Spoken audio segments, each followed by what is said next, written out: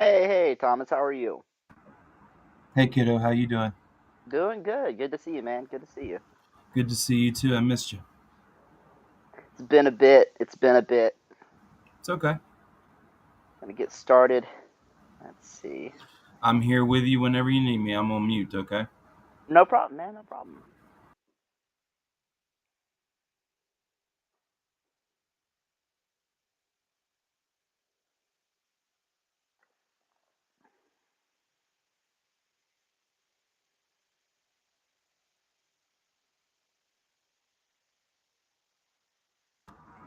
Real quick question. Did it give you option for video beta? I think so. I didn't click it, but I did see it. You don't have to do it. It's just most of the time Travis likes the guests to get on camera with the person. If you don't want to Oh, I do that, didn't you don't know. have to. You know what I mean? I That's don't know how to okay. I enable it just from here, then. Let's see you'd here. have to restart the show, so it's not a big deal. Oh, okay. Well, I didn't know. Yeah. Yeah, I was like, I So don't know Travis that I says, could. please for next time, go ahead and go with the video. Okay. All right. Thanks, Travis. Sorry about that. It's all good. Already got a caller. Fleur.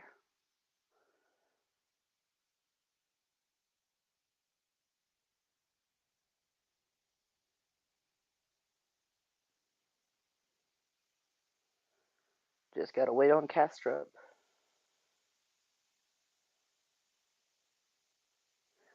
Yeah, 9 o'clock. We're just waiting on Dr. Kastrup. Once he gets here, we'll go ahead and get the show started. Word up.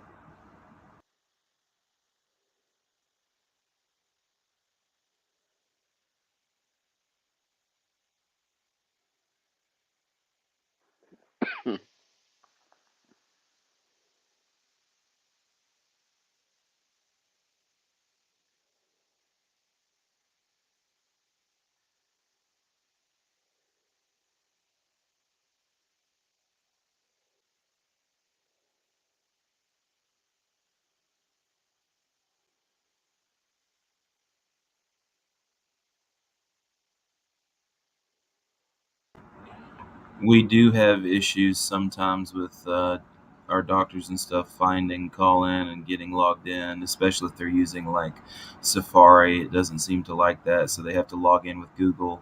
That's what Mm-hmm. Donald Hoffman had to do for us. But I don't know if him and Travis are in conversation right now. They probably are. So Yeah, I hope so. As long as he was being helped.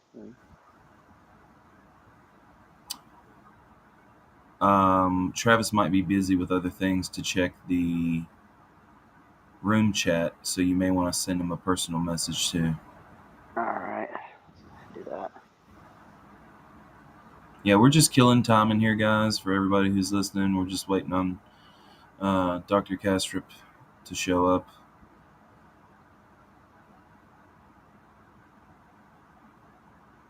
Yeah, if we don't want a bunch of dead space at the beginning of episodes, it seems like Travis is working on getting him connected right now. Oh, gotcha. Okay, perfect, perfect.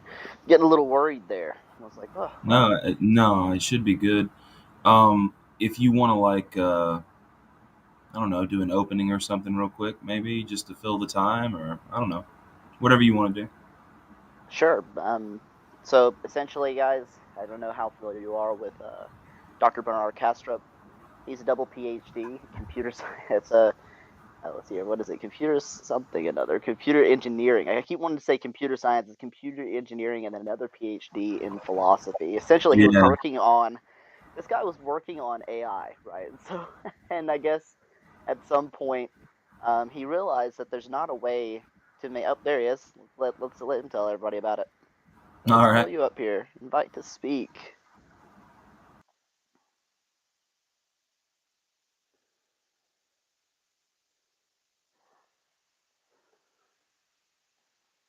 Hey there, Dr. Kastrup.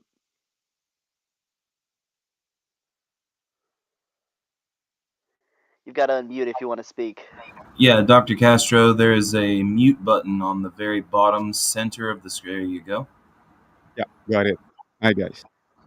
Hey there, Dr. Kastrup. How are you? How are you doing, man? Good. I didn't know I had to go through this process, but okay, now I'm here. Yeah. Well, welcome to the Pangburn Hangout. So I wanted to kind of get started with maybe like a quick introduction from you. Tell the crowd kind of who you are, what you do, and why you do what you do. I am, best known as a philosopher, although I was a computer engineer before I was a philosopher. I write about the nature of reality. I am a modern, how to say, proponent of what has historically been called idealism, which is the notion that reality is essentially mental, not in your mind alone or my mind alone. There is a world out there, objective from our perspective, but from its own perspective, the world is made of experiential states, mental states, so to say, which present themselves to us as what we call physical reality. So that's idealism. I write about it. I have been writing about it for almost 15 years now. That's a position that contradicts the mainstream view of physicalism, according to which the world is physical. In my view, physicality is just the way the world presents itself. It's a representation This and drone not the designed to world save as it lives. is in itself. So that's mostly what I write about and talk about. I do have a PhD in philosophy, another PhD in computer engineering. I've written 10 books. Now I've written more, but I've published 10 books now. Two more are in the works. A bunch of essays in a number of magazines and videos and so on and so forth.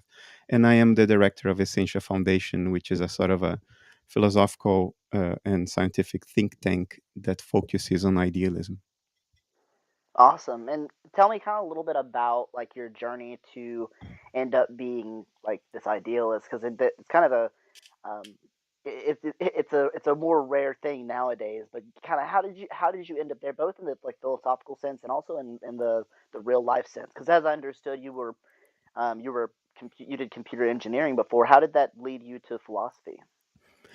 Yeah, for me, the philosophical sense and the real life sense are one and the same thing. I don't separate philosophy from life. Um, I was a computer engineer very young. My first job was at CERN, the big accelerator laboratory on the border between France and Switzerland. I was doing data acquisition there for the so called Atlas experiment, which many years later would be directly involved in finding the Higgs boson. And we mostly used um, algorithms to detect relevant new physics, algorithms that were based on our understanding of physics. But on the side, I was working on AI algorithms. That was back in 96, 97, to see if the AI could be as good as a physicist in detecting what is new physics, what is the Higgs boson, as opposed to old physics that we didn't have storage to keep and should discard. And it turned out that the AI was just as good as the physicist. It was not used at the end because new technologies are only used when they are really much better than what we already have and trust and are used to. But it got me thinking if I can, write or if I can create an AI that is as clever at finding Nobel Prize winning physics as a physicist, in other words, a very intelligent AI, what do I need to do extra to make it conscious as well? Because I am an intelligence. I process data. Data is processed in my brain. But in my case, that data processing is accompanied by experience. There is something it is like to process data. In the case of Bernardo, is there something it is like for an AI to process data? And if so, what do I need to do to make sure that the AI is also conscious? And I thought about it for quite a while until I realized that the question is wrong. Whatever I do or don't do in the AI, in terms of changing the design of the AI, it will only ever have an impact on form and function. And form and function have nothing to do with consciousness. Whether the AI is conscious or not is irrelevant for how it processes data, for its function, for its structure, for its form. So I forced myself to take a few steps back to try to figure out where I took a wrong turn that led me to this self contradicting question, albeit a seemingly valid question. And I realized that the contradiction arose in the assumption that consciousness is something that needs to be created, that consciousness is something that arises from physical processes, and that physical processes are essentially distinct from consciousness, that they are a different kind of stuff. And once I realized that, I had to sort of reconstruct my entire worldview, because understanding that physicalism is necessarily false creates a vacuum that is unbearable to one's psychology. So I started reconstructing my worldview, starting from the last sound step I thought I had taken, and then taking a better turn where earlier I had taken a wrong turn. And that's where my philosophy of analytic idealism arose from. Fantastic, fantastic. And as far as like what sort of what motivated you to believe that it's not possible that computers can be conscious? Like what was the what would you say is the thing that convinced you, the moment where you said, "Oh my God, computers can't do this. Physical things can't become conscious because consciousness is fundamentally different than that." Well, when we ask, can a computer be conscious, we mean more by it than the mere existence of consciousness. What we mean is that the computer has a conscious inner life of its own that is separate from the rest. In other words, a conscious computer is a computer that has private consciousness, just like I have private consciousness. You cannot directly access the thoughts I experience, they are private to me. So when we say, is the computer conscious, we mean something analogous to that. Does the computer have a private conscious inner life of its own? Now, where do we see private conscious inner life in nature? Well, we see it in living beings like us. I know I have private conscious inner life. I'm the only instance of it that I can know for sure because I experience it directly. I know I'm a metabolizing organism. I see other metabolizing organisms around me that metabolize just like me, and they manifest external behavior that is analogous to the behavior I manifest because of my conscious inner life. So I grant that they too have private conscious inner lives of their own. But a silicon computer is a very completely different thing.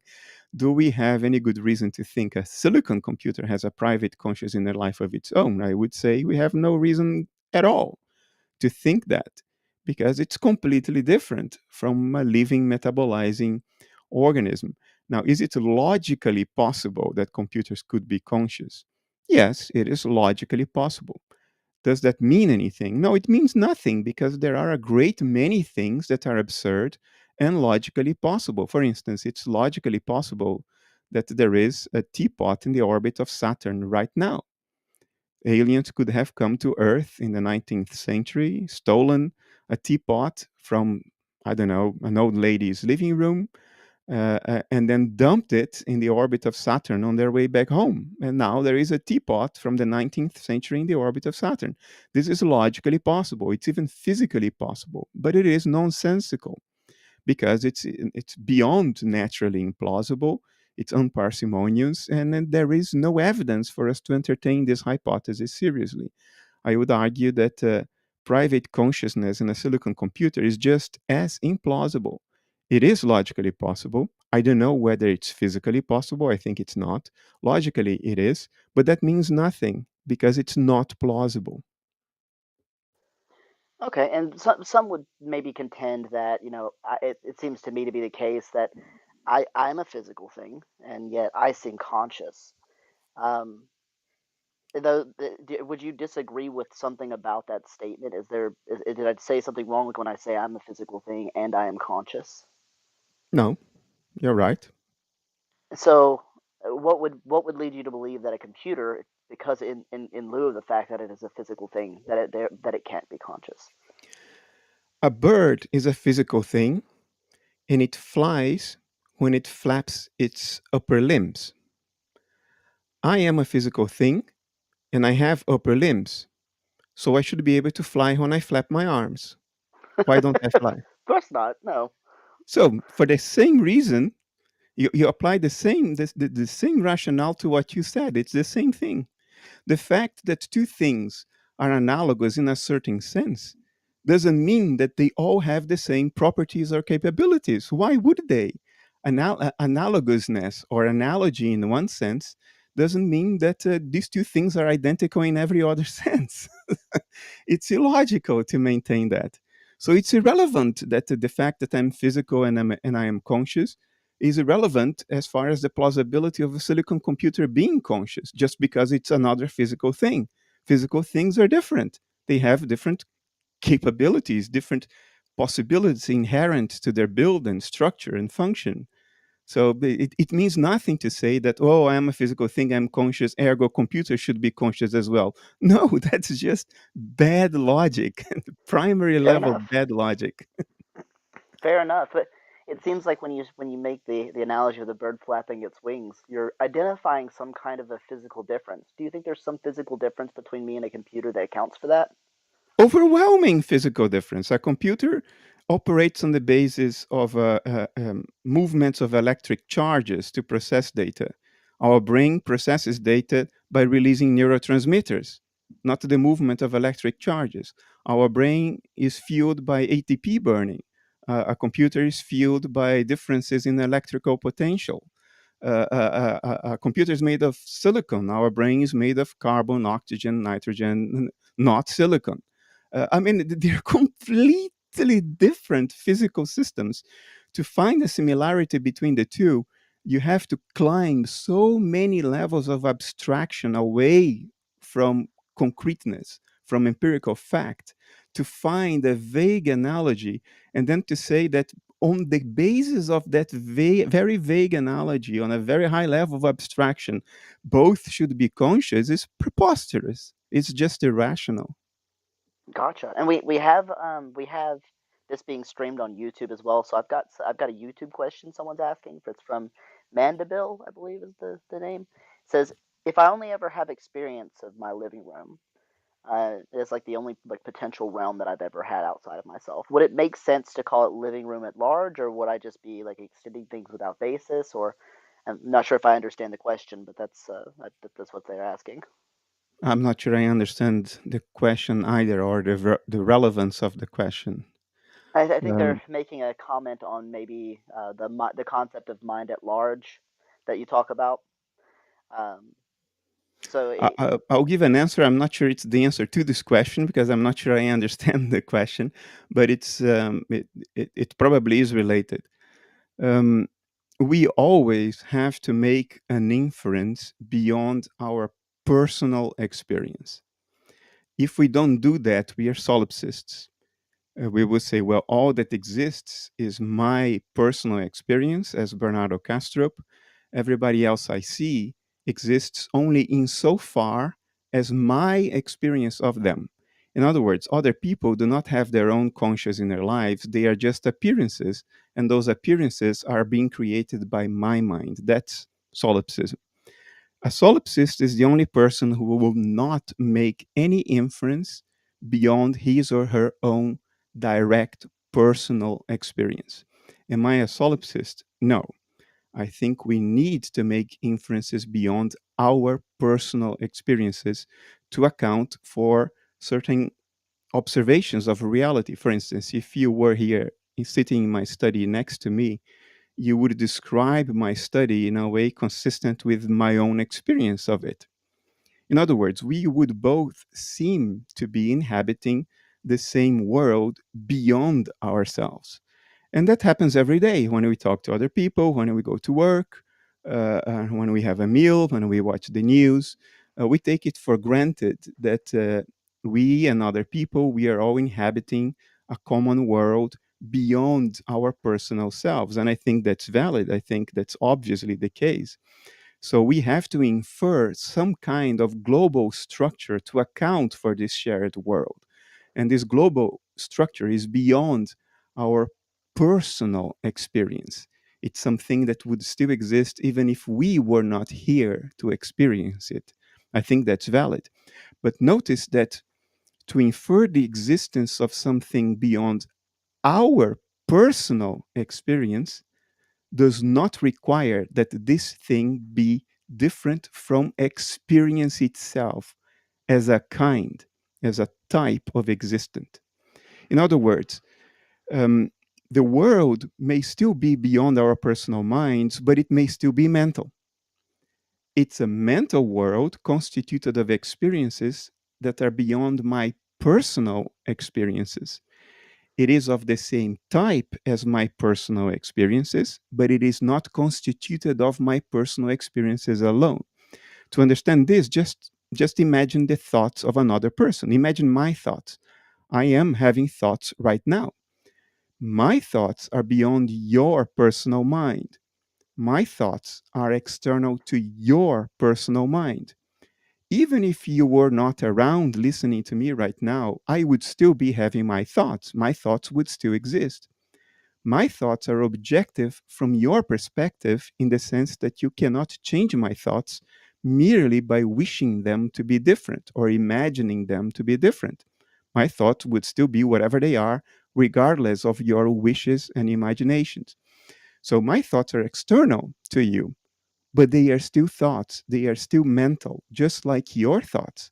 My thoughts are of the same kind as your thoughts. So, what analytic idealism says is that there is an external world. It is objective from our personal perspectives. It is outside our individual minds, but it is mental. It is constituted of mental states that are different from yours and mine, but they are mental too. They are of the same kind as my mental states and your mental states. That's how idealism is not solipsism. It does not entail that the world is in your personal mind. No, the world is out there, but it is of the same kind as your mental processes.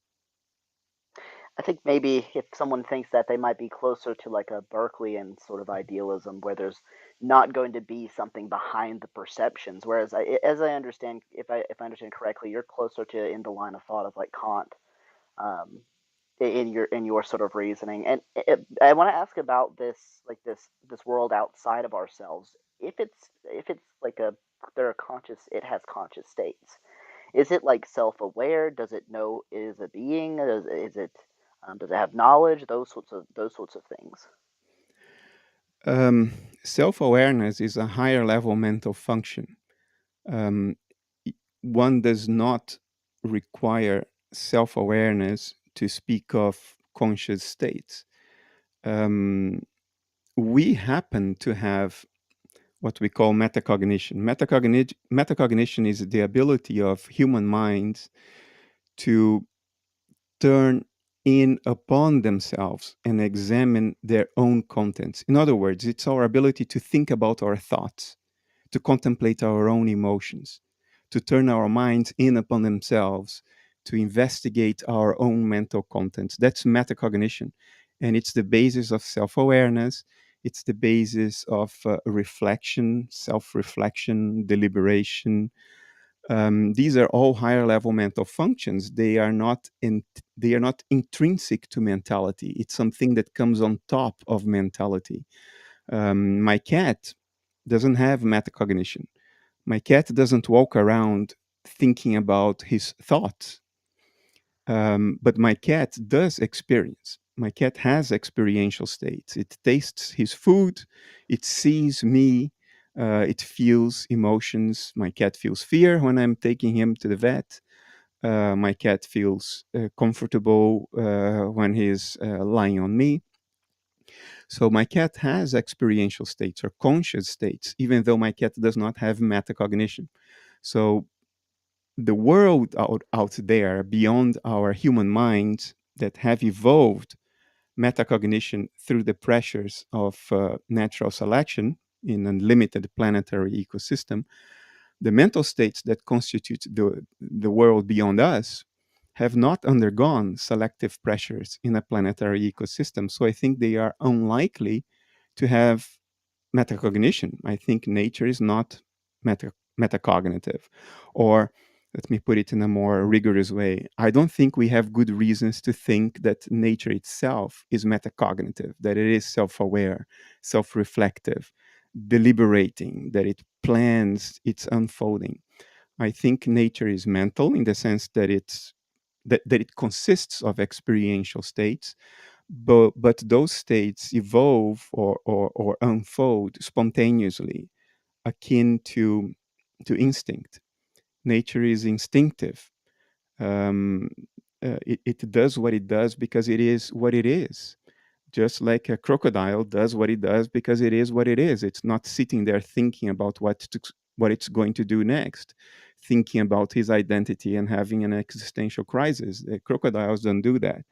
I don't think mind at large, the universe at large, beyond human life or beyond all life, does that either. And we have even positive reasons to think that it doesn't do that.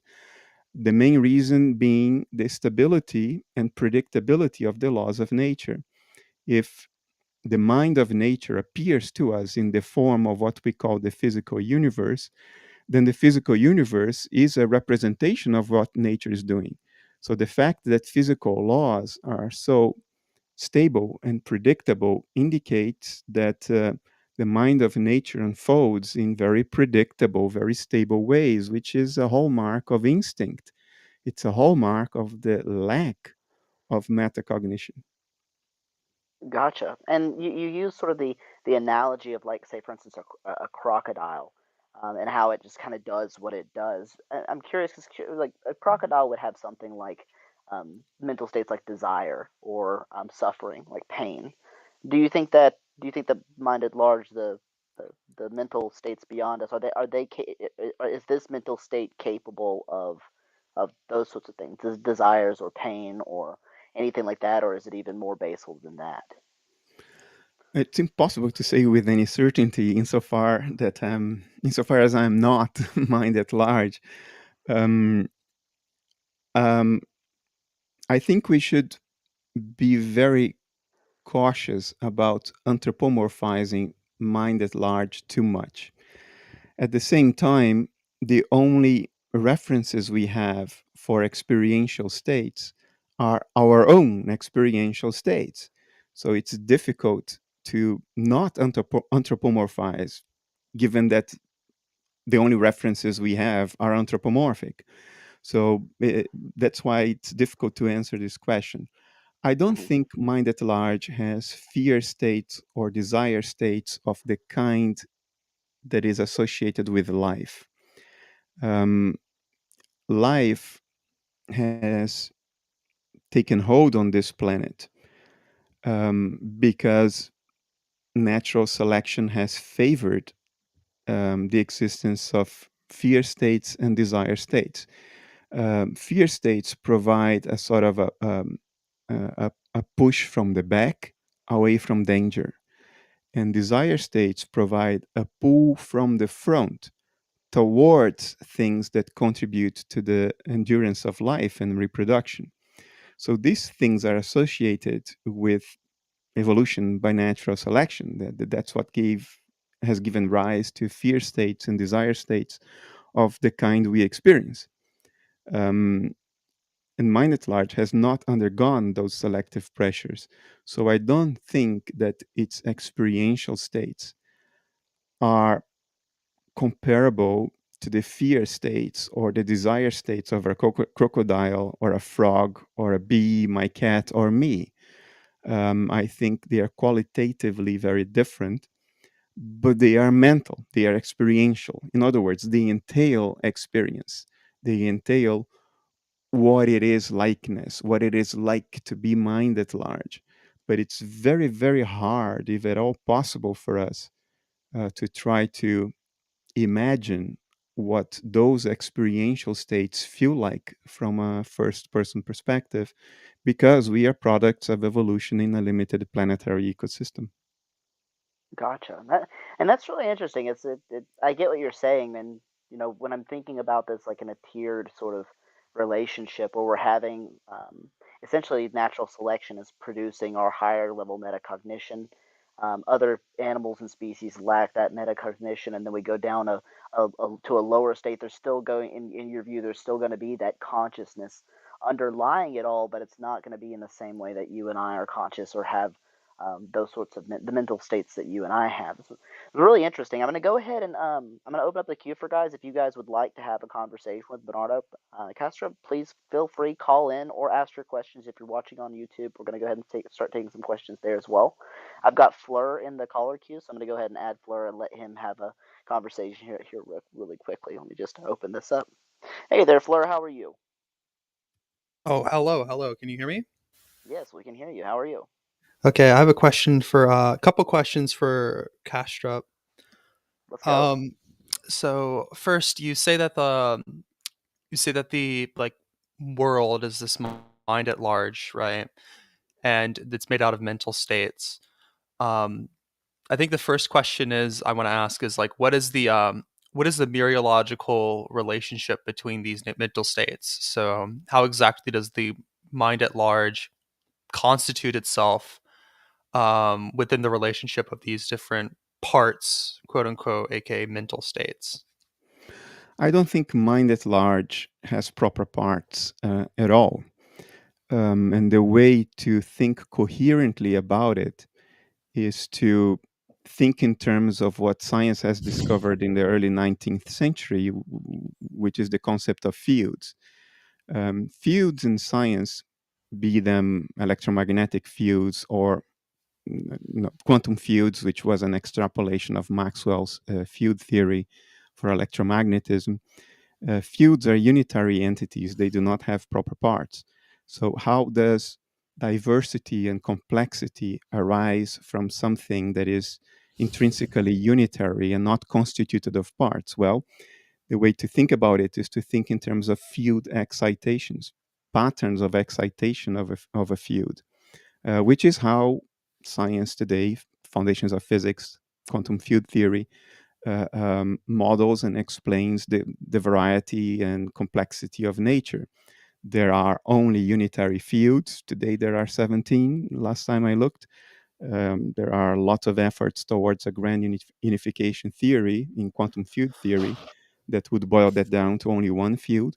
But you would still have room for variety and complexity, even with only one irreducible field that is not constituted of proper parts, because there can be myriad different patterns of excitation of that one field. Um, think of a drummer. You're hitting the skin of a drum, and depending on how you hit it, you produce different notes. That's how drummers do their art. Each note produced by a drum is a very very different pattern of excitation of the skin on the drum, and you can plot those in a computer, and each one of them has a completely different shape, a completely different pattern, and yet there is only one skin, only one drum.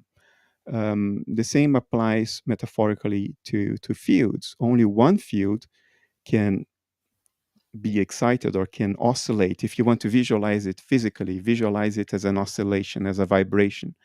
There are many, many different possible patterns of vibration. And it's those differences across multiple patterns of excitation of one field that accounts for the variety of nature. I would submit to you that that's how we should think of the variety of experience um, in the context of the unity of mind.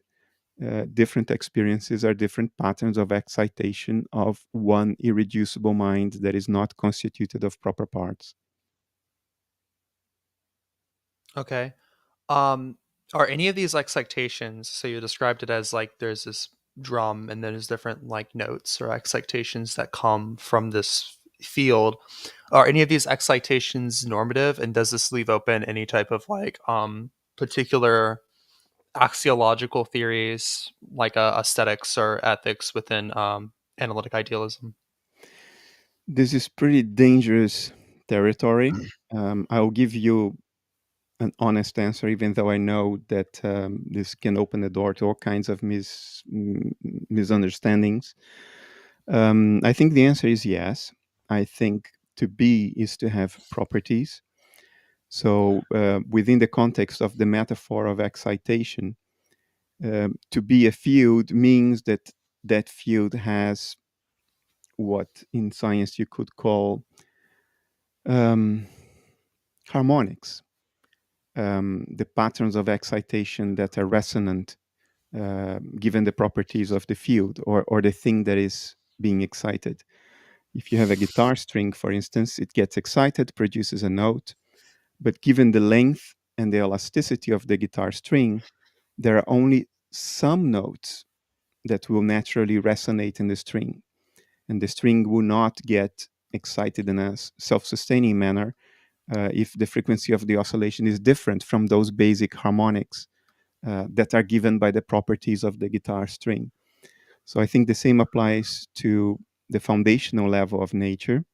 That doesn't contradict quantum field theory at all, by the way. You could even argue that it is an implication of quantum field theory, that you would also have those primary resonant patterns or those primary resonant frequencies of this field underlying our nature, meaning in psychological language, I'll say the same thing now using psychological language as opposed to physical language.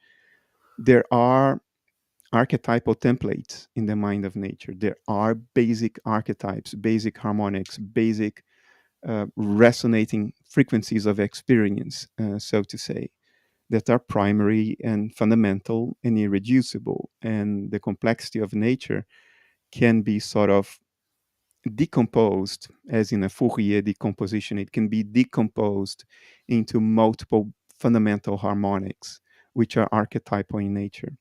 Now, taking this to a particular ethics, to a particular moral code, that's very dangerous waters. That's where all kinds of things can go very wrong. So I'm not going to endorse any particular ethical conclusion or moral rule book that one may try to derive from this. But I will acknowledge that in principle, such a thing should be possible. Okay. And nothing for aesthetics either, I assume. Can you say that again? Aesthetics. That's less dangerous, right? A sense of aesthetics seems to be innate. What complicates it is that different people have different tastes. So, to what extent is our supposed sense of aesthetics molded by circumstances and as given by evolutionary pressure? And to what extent does it reflect with some degree of purity some archetypal template in the mind of nature? I don't know the answer to that. That's why it's so difficult to try to derive something practically applicable as far as aesthetics and morals are concerned from this acknowledgement that there are mental archetypes in the mind of nature. And like any of like the like any type of like epistemic virtues that are would like also probably be like more of that metacognitive thing within the mind, like within regular minds, not in the mind of nature particularly, I assume. I'm not sure that an aesthetic sense requires metacognition. Oh, If I said epistemic virtues. I'm tempted to give you a fundamentally leaning answer, but then I immediately think about the fact that different cultures in different geographies and different moments of history in this planet have had such different views about what constitutes good and evil and what is the ethics upon which to base life. I know what you're trying to do. You're trying to derive something practically applicable from a metaphysical insight. You are not alone in this. Plato tried to do this. Arguably, Parmenides tried to do this. Kant tried to do this, and one of the most disappointing failures in the history of philosophy was Kant's attempt to do this. So I don't think I want to step on that mine. Okay. um have you one last question before I give it give it to Nyclot. Do you have you read so I assume you read Kant, like your primary influences are from like Kant and Schopenhauer, right? I would say yes to this. Yeah, okay. So any other German idealist influences such as Schelling, Fichte? I know you've made comments about Hegel in the past, which I will ignore, but like Schelling, which I will ignore currently. Schelling, Fichte, even like Peircean idealism. Do you like have any of the other idealists? It's impossible to say that I was not influenced by the whole Weimar circle ethos and everybody who was a part of that at some point, which includes most of the names you mentioned. But you can be positively or negatively influenced, and I don't mean this in an ethical sense.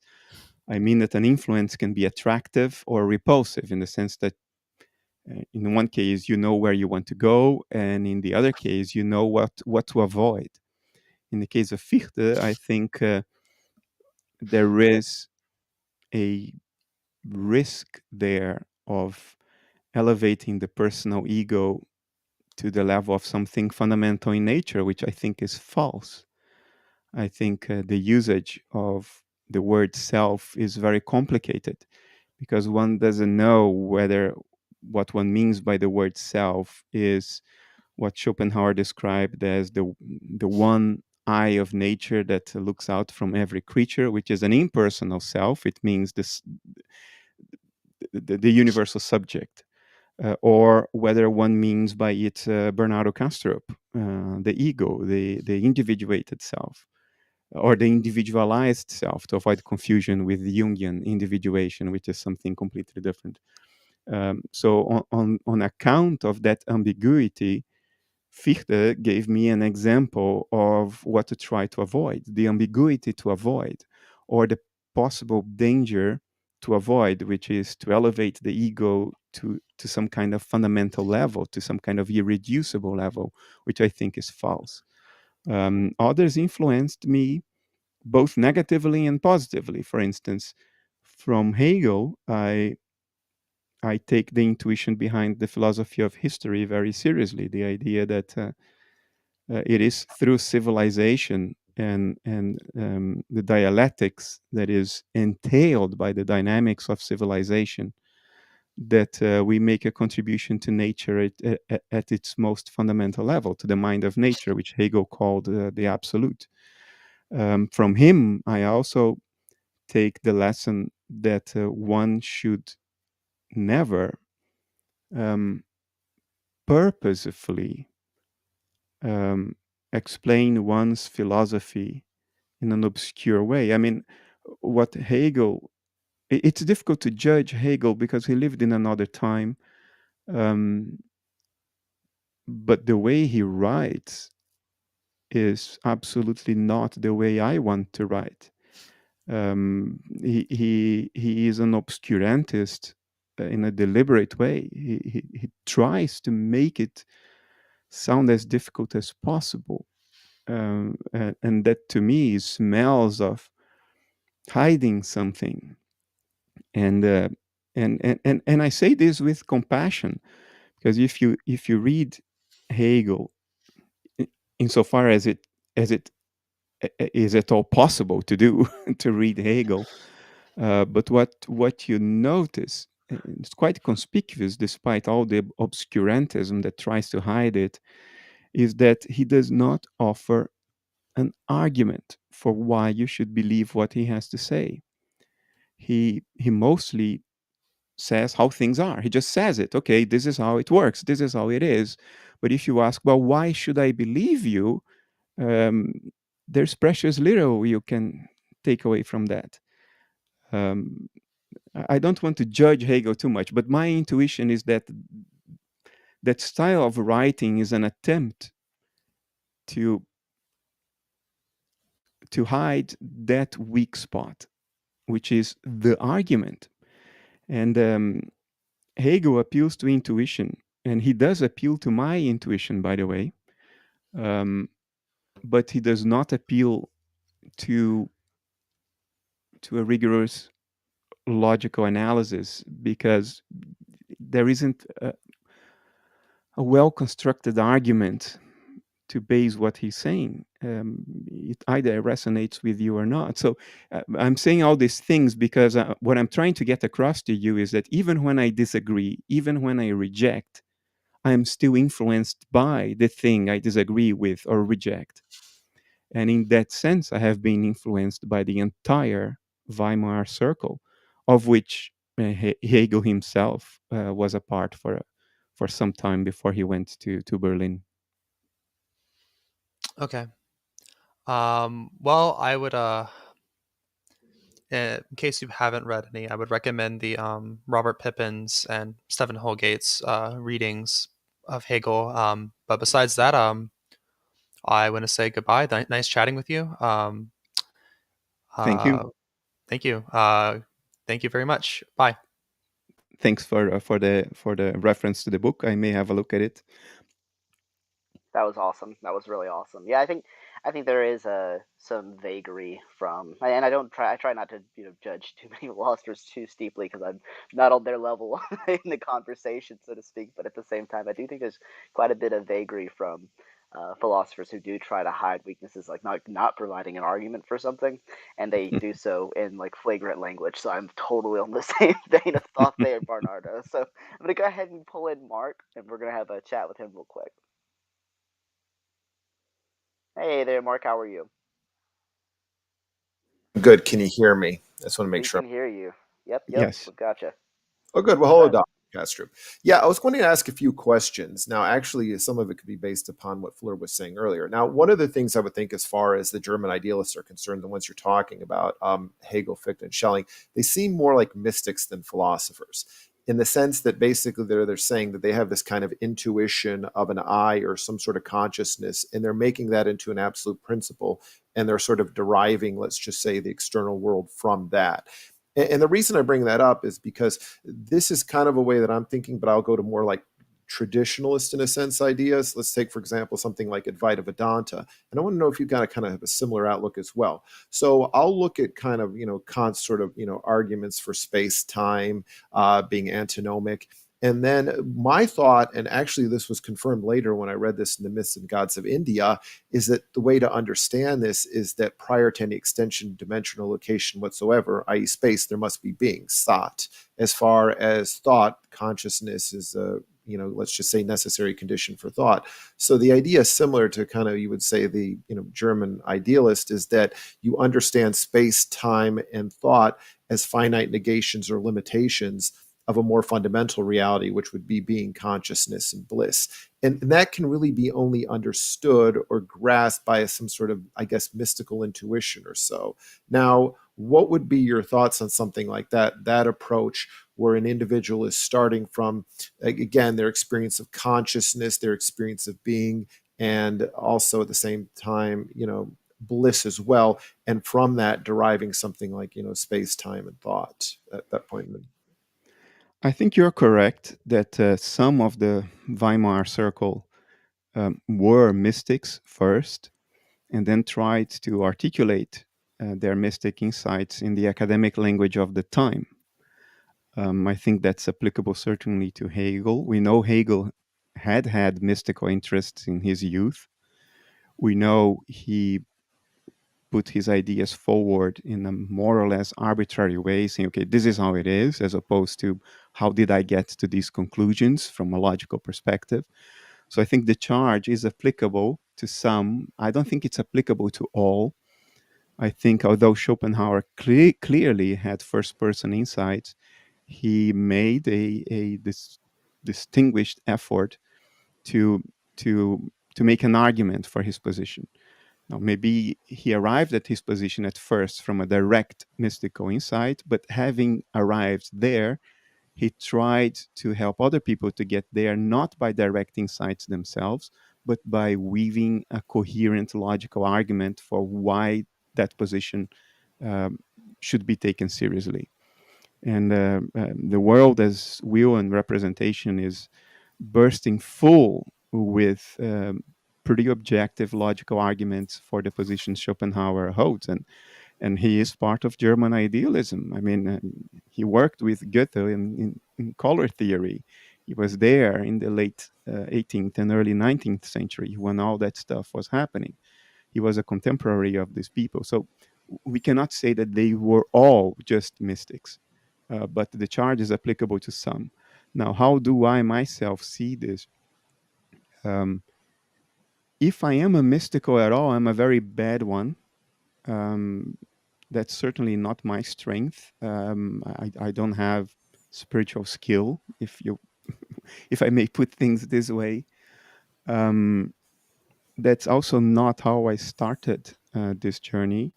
I started this journey because I realized that something didn't add up in our mainstream metaphysical narrative. There were internal inconsistencies. There was a very conspicuous lack of explanatory power when it came to phenomenal consciousness, which is a pre-theoretical given of nature. So I felt myself forced into creating an alternative for myself based on pretty much reasoning and not spiritual insight. Once I made progress in that direction, and that's something that a friend of mine says, it doesn't come from self-knowledge. But Rupert Spira says, Bernardo, you may have started that way, but once you started really taking seriously these conclusions that you arrived at based on reasoning and evidence, once they really grew within you, they are now translating themselves into the way you experience the world and yourself. And that's true, I think. That's true. I just don't have enough self-awareness to have realized it immediately. It took somebody else looking from the outside to sort of direct my eyes to that. I think that is true. But in my case, it's a consequence and not the origin. To speak more generally now, to pass value judgment to all this, my position is the following. I think, and maybe I think that because the grass is always greener at the neighbor's house, right? But I think direct experience is the royal avenue to knowledge. It's not my avenue because I'm just not good at it. That's not one of the things, one of the skills I was born with. Showing up on the It's one first of my weaknesses. But I think it's the royal avenue to knowledge. I think knowledge by direct acquaintance is superior to knowledge by conceptual abstraction. Now, do I think there is room for logical argument? Absolutely. I think there is plenty of room for it, especially in our culture. I think in our culture, the intellect is the bouncer of the heart. In other words, even if you become directly acquainted with a certain truth, if your intellect cannot make space for it, given enough time, you will reject that which you knew by acquaintance. Your future self will say, oh, my past self was just deluded. Experience loses force with the passage of time. It becomes more abstract, more remote, and we start questioning the validity of it, which we would never do the day after the experience because it would still have its full force. So over time, the intellect has tremendous force in our culture, given our value system. It's very dominant. So I think at the very least, we should engage in rational thought to at the very least create room for the validity of direct insight, of knowledge by direct acquaintance with some truth of nature. The intellect needs to make room for it. We have to create logical space in our minds to take that insight seriously, to admit that it may be true, that it doesn't contradict our logic, that it doesn't contradict our axioms. And in that sense, I think a rational articulation of idealism is crucial, and it's what I try to do. Now, that's convenient for me because it's also my strength and it avoids my weakness. So if I had an inner narrative that gives validity to using my strength and and ignoring my weakness, that's great for me, right? So that's what I do.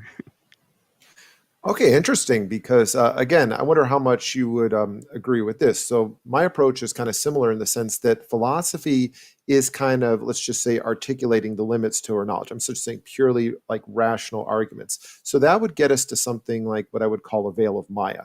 I see Kant's conditions necessary for the possibility of experience as practically identical to the veil of Maya.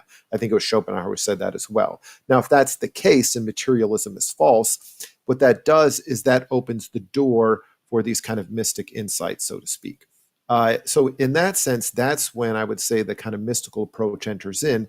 And this is where you go through types of, purifications of your will. This is where you would have things in that sort of Buddhist Eightfold Path, your actions, your thoughts, your words, you're doing this in a right way. You're purifying yourself. You're not, having as much of, let's just say, that state of that desire state or that fear state, which would be under Buddhism a type of under tanha or craving, would be that dosha, would be that kind of aversion to something, and also the craving. And once you've become more pure, you're witnessing that sort of, in Schopenhauer's idea, that Platonic idea as it is in itself. You're able to witness it because basically you have kind of limited the veils from your own consciousness. That's basically it. So if you come in under a very interested or, with a lot of these psychic tensions and with a lot of these problems, ultimately what's happening is you're veiling yourself from perceiving the truth of this reality, this kind of archetype in a sense. And let me give you an example. Well, actually, I don't know, it could be a little bit, a politically incorrect example, but I'll kind of make it as well. So one time I was having a conversation, and it was with a group of feminists. They were going into the idea of toxic masculinity. And my argument is from a compassionate point of view. I understand why you believe what you do. You have these ideas because in your life they've caused you problems and things like that. But in a sense, you're not perceiving the deity of, let's say, andros, the personification of masculinity, that archetype, as it is in itself, because you're coming in with a very interested perspective. You've got these sort of veils on your consciousness, which is not letting you perceive that God, so to speak, or that archetype as it is. So that's where I would say the mysticism comes into play. It's beyond the sort of rational argumentation. It's you're purifying your will, you're purifying your consciousness in such a way that the veils are being lifted and you're being able to perceive these forms as they are. Let's just say you can have that with kind of different gods or different archetypes as well. So that's kind of how I understand it. It may be true, and I have little doubt that what you're describing is possible, because it seems to have been achieved by different people throughout history, and even some of our contemporaries. I have a friend that I'm convinced is enlightened. Um, you never heard of him, and probably will never hear of him, because as an enlightened being, he doesn't have the least interest in convincing you that he's such, if you know what I mean. Um, but what I can tell you is that I'm not enlightened. And even my ambitions are much more modest. Um, I am so unenlightened that I don't even entertain the hope that one day I might see through all the veils. I mean, um, it's not in my radar screen. What I'm trying to achieve is substantially more modest, which is I want us to see through our obvious mistakes. We have made some very silly mistakes in our metaphysics, in what we consider to be true about the nature of reality. They are they are sometimes self-evident because they are internal contradictions of our own inner narratives. Other times, they are very likely mistakes because they are empirically inadequate, or there is an obvious, a gaping abyss of explanatory power somewhere. Um, and I'm trying to help us see through those mistakes, intellectual mistakes, and correct them, so we have a better narrative, not the truth. I'm nowhere near the truth. I mean, I'm a monkey. The intellect exists for 30,000 years. In other words, not even yesterday, a blink of an eye ago. It is preposterous to think that we have developed the cognitive ability to apprehend correctly every salient aspect of nature. I mean, it's like asking if an ant can possibly understand quantum field theory. Of course not. What we can do, though, is to review our mistakes and take some steps forward. Ants can do that too. And that's all I'm trying. You see, I'm seeing through all the veils. It's not in my radar screen. If it happens, it's great. Divine grace. I would die thankful. But it's not an ambition for me. No. Yeah. Okay. Oh, yeah. Kind of make one last pointer question. I'll give it over to Marco. Yeah. So actually, I do kind of agree with that. I do kind of like what you're doing. I'll read some of your books because I think you're kind of getting at what I kind of like, and it's the idea that, yeah, something. Would you agree with what I was saying? You kind of have something like that veil of Maya, something like an Advaita Vedanta, and at the same time, it opens the door, as I said, to that sort of mysticism with the idea, as far as Jung is concerned, the archetypes. There's just some sort of deep archetype that structures the universe, and this is what people would have understood as a god or something like that. In a sense, to use something when I was reading that book, The Myths and Gods of India, that these gods are specifically like structures of the soul itself. And so this is kind of how the universe is patterned. And this is something that you can't understand, let's just say, with the 12 Kantian categories, because this is just basically the way that I understand an empirical fact, that this archetype has to be understood or has to be known through direct realization, and not as, in the use of Schopenhauer, not as a representation, a spatiotemporal object that we perceive. And so in a sense, you're saying that, you're giving the philosophy that more or less makes that rational. To belief in that as rational. Under materialism, it wouldn't. But there's just a different type of knowing that's going to get you there. And, well, this is where you would say I go to kind of mystical traditions to get that knowledge. I think that's correct, what you just said. I will add something that I was trying not to add, but since you hinted at it 3 times now, I cannot resist it. There is one thing about what we call spirituality or mysticism that I think isn't helpful. And I don't know whether I can describe it correctly, so take it with a grain of salt. Try to see what I'm trying to say as opposed to the words I'm using. There is a certain romanticizing of the truth that comes with the words mysticism and enlightenment and spirituality that I think is not helpful. That romanticizing is not helpful. There is a romanticizing of the subject, a romanticizing of the enlightened being, and there is a romanticizing of the truth itself.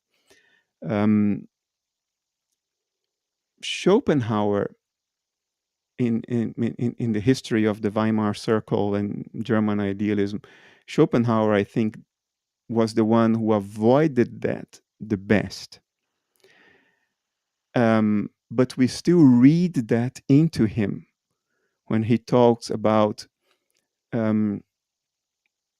seeing through the representation by allowing the subject to be overwhelmed by the power of the archetype or the forms. He used the Platonic word forms as opposed to archetypes.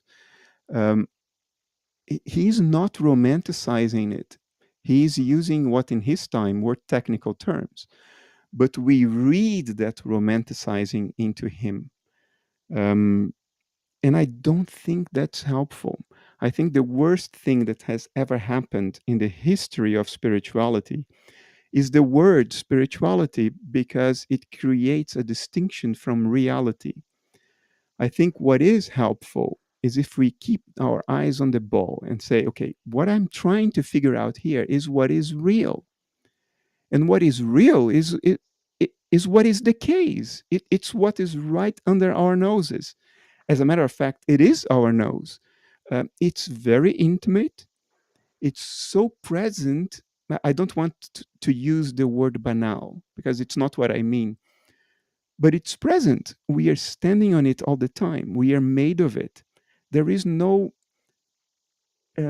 big leap to something fundamentally transcendent and other that needs to be discovered, and that is quoted in all of that romanticizing of conquest and enlightenment. No, no, we are talking about what is right here, right now. Uh, uh, Nothing is more common than reality, because it's the only thing that exists. So it's beyond common, and the romanticizing creates a sense that it is somehow uncommon and exceptional and other and distinct and special and difficult to achieve. And I don't think any of this is helpful. You see what I mean? I think it's about what is right here, right now. It's about what I am. It's about what the world right in front of my nose is. It's the nature of what is, has always been, will always be. And the only reason we don't see it is that we run a narrative in our own heads that denies it or contradicts it. In other words, uh, the problem is not reality. Reality is what is. The problem is our account of it. Let me try to concretize this as much as I can. Once we thought that the sun went around the earth, because we would look up to the sky and see the sun moving from east to west. Now, what's the reality? The reality is that the earth goes around the sun. What would you expect to see by understanding this reality? Well, you would expect to see exactly what you see, the sun going from east to west. The problem is not what you experience as a given. The problem is your account of your experience. It's the story you tell yourself about what you are experiencing.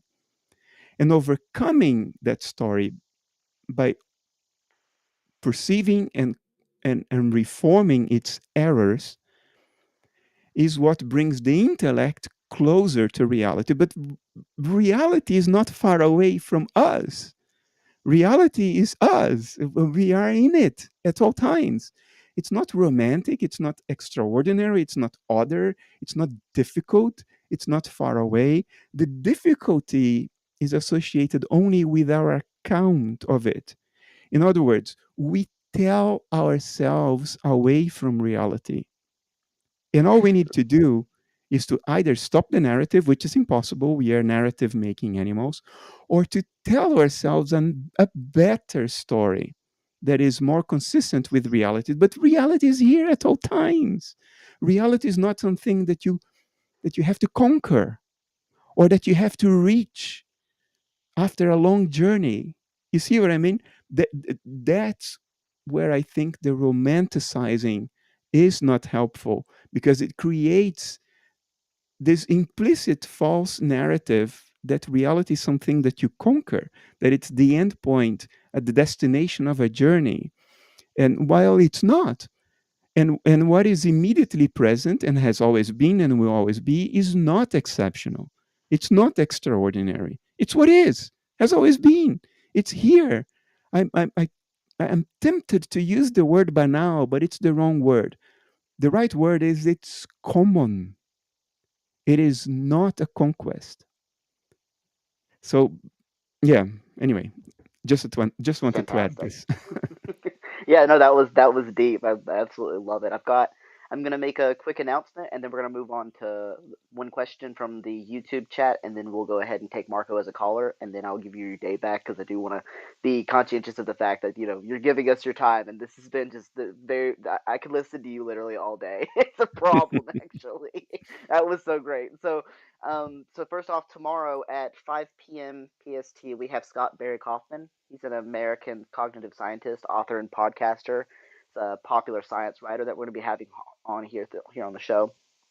His writing and research focuses on intelligence, creativity and human potential. He's sort of most known in the media. The most attention he gets is for his attempt to redefine intelligence. So join us tomorrow at 5 p.m. PST if you would like to hear that. And then also we have a question from YouTube. Let me go back and see, where did it go? Oh, there it is. So Bernard, the question is Bernardo, if you are not enlightened, how can you know that anyone else is? Well, I don't know for sure. I can't know for sure. But I pick up on signs because I am observant. um,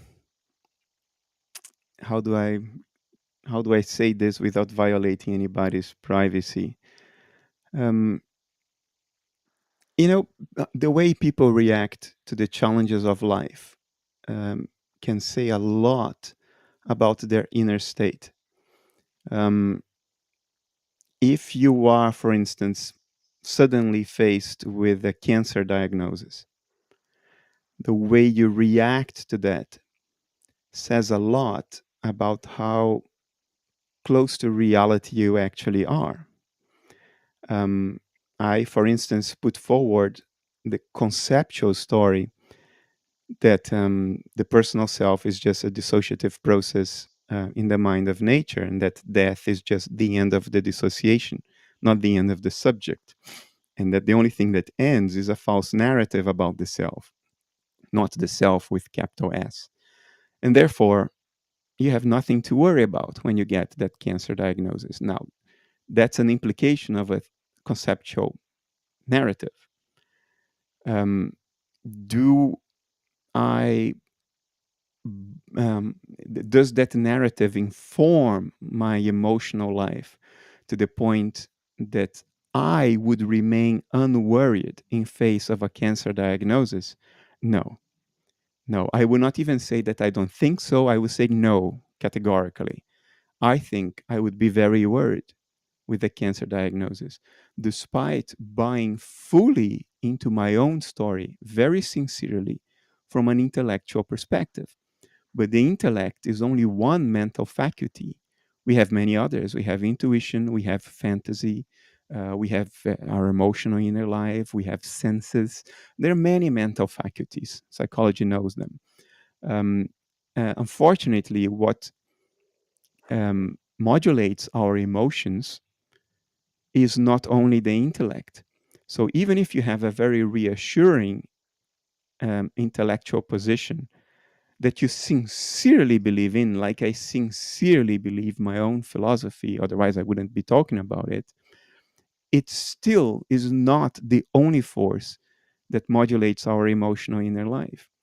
We carry a lot of baggage from childhood, we carry a lot of trauma, we carry a lot of misunderstandings in other mental faculties that are not directly related to the intellect. So I think I would react in an emotional and difficult way to a cancer diagnosis, but other people don't. Other people react to that diagnosis emotionally in exactly the way you would expect if analytic idealism truly informed all their mental faculties. And to me, that's enlightenment. So when I see somebody reacting exactly that way to a cancer diagnosis in real life, it's very difficult for me to not think this person really has his or her eyes on the ball. He really lives according to reality. He has purged the emotional influence of every wrong narrative that he could have carried as a baggage from his childhood, from his parents, from his doctor, from his culture, from the 8 o'clock news. All of those false narratives have been seen through, and reality has been absorbed in such a way that it's the only thing informing this person's emotional inner life, to the point that this person does not threat a bit in face of a cancer diagnosis. That's amazing, and you can see external signs of that, external signs that are impossible to fake. So I do think there are enlightened people out there. I even think they're common, and we don't know that because they have very little interest in letting you know. They just don't care. They are too busy living their lives. They don't have that kind of ambition. Can I know for sure? No. I cannot know for sure even that other people are conscious. But I live as though I knew that for sure. Yeah. That's fantastic. And, what would you say to someone who, like, I think it was, I want to say it was maybe Aristotle. I'm trying to think of who it was who was asked, since they were being put to death, and he said something along the lines of, "I have Oh, nothing to be afraid Socrates. of death." Socrates, there we go. That's the one I'm thinking of. I've had a brain fart for a sec. So he said something to the effect of, wherever I am, once death is there, I'm not. Um, and so there's nothing to be afraid of because once I'm dead, I'm not there, and so I can't be there with death. So I shouldn't be afraid of death. Like that's it. I mean, it almost sounds like you're saying that, but in a very different way because you're saying that when you do die, it's just the end of the little s self, not the big S self. So you sort of rejoin that mind at large kind of thing. Would you consider Socrates to be enlightened by your account? Well, if the narrative of Plato about Socrates' execution is correct, then yes, Socrates, he was profoundly unworried about what seemed to others to be his end. He would have to drink the poison, and he would die, and he had plenty of chances to avoid that sentence by defending himself during his trial. He did not defend himself.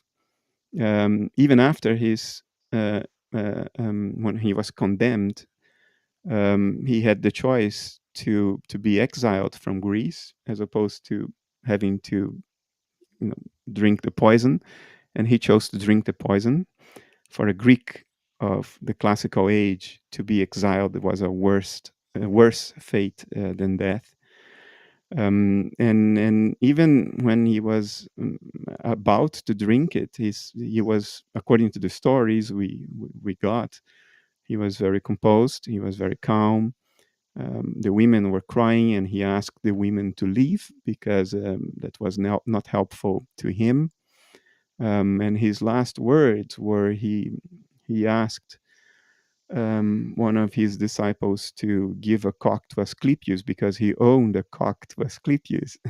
Now we don't know whether that was literally or metaphorical because there is a mythology around this notion of giving a cock to Asclepius. This may have been a metaphor to something else, but whatever the case, he was calm enough that he was still processing what needed to be said or done right before he died, and he was not out of himself. He was not in despair.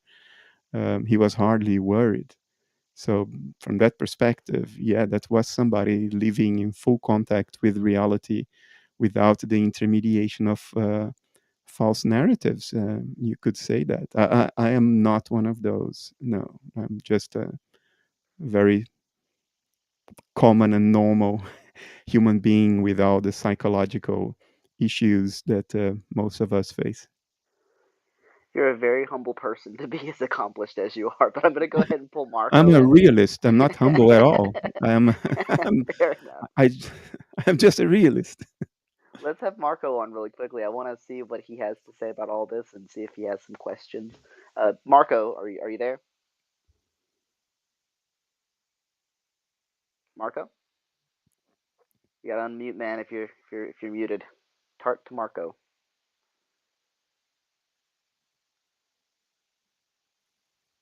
Maybe he had to step away. I'm not really sure, but I was gonna go ahead and wrap things up. If Marco's not there, looks like we don't have any more callers in the queue. If we have more questions, feel free, guys, type it into the chat text. We will go ahead and pull in some questions from there if you guys have any, and if not, I will give Dr. Kastrup his day back. Hopefully, Marco will return shortly if he's not there. Also, feel free, everyone, even after the show, we're going to go ahead and take things over to the um, to the Discord channel so that we can continue the conversation. If you guys have more you want to talk about this sort of stuff. Oh, I've got. Come on up, come on up. Yeah, go ahead, dog. I see someone wants to come in. Just gotta call in, dog. Don't know if he's gonna. I'm gonna go ahead and move um, Marco down to the crowd, and then somebody's saying You have to press the little call in button. It's down at the bottom. I'm sorry, he's talking in the chat. It's the phone button. It says Filthy Steve. The phone button is how you call in. There he is. All right, come on in, man. Hey there, Steven. How are you? Can you hear me? We can hear you. Yeah. Yeah. Hi, Bernardo Kastrup and Tart. I guess I had some questions. Mr. Kastrup, I know that you believe that so you're an idealist who thinks that the world is actually like one conscious being that split himself, or that uh like divides itself into multiple consciousnesses, or multiple like conscious experiences, or streams of conscious experience, right? um I guess my question is, what would be the advantage of taking that view over simply saying that there are multiple conscious agents? Because it seems like if you take a kind of non um uh a kind of like bundle theory of conscious agents, and you think that they're actually just extremes of these like qualitative properties, or streams of phenomenology. The only difference between what your view is and just positing multiple conscious agents would just be the way these properties are bundled together, right? So it's just, if you're just looking if you're just looking at the properties rather than the individual agents, it's not really clear that your view is any more or less parsimonious than just positing multiple conscious agents. Okay, let's try to unpack some of this. The notion of dissociation is largely empirical in the sense that I know that I do not know what's going on in the galaxy of Andromeda right now. So I have to account for that fact, and for the fact that you presumably cannot read my thoughts right now.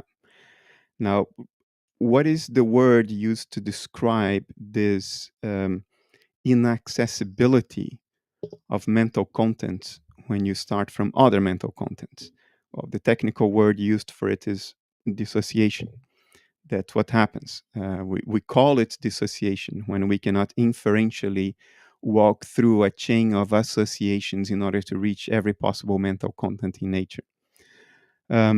So they need to explain the fact that I can't do that I can't read your thoughts and I can't know what's happening in China right now, is what motivates dissociation.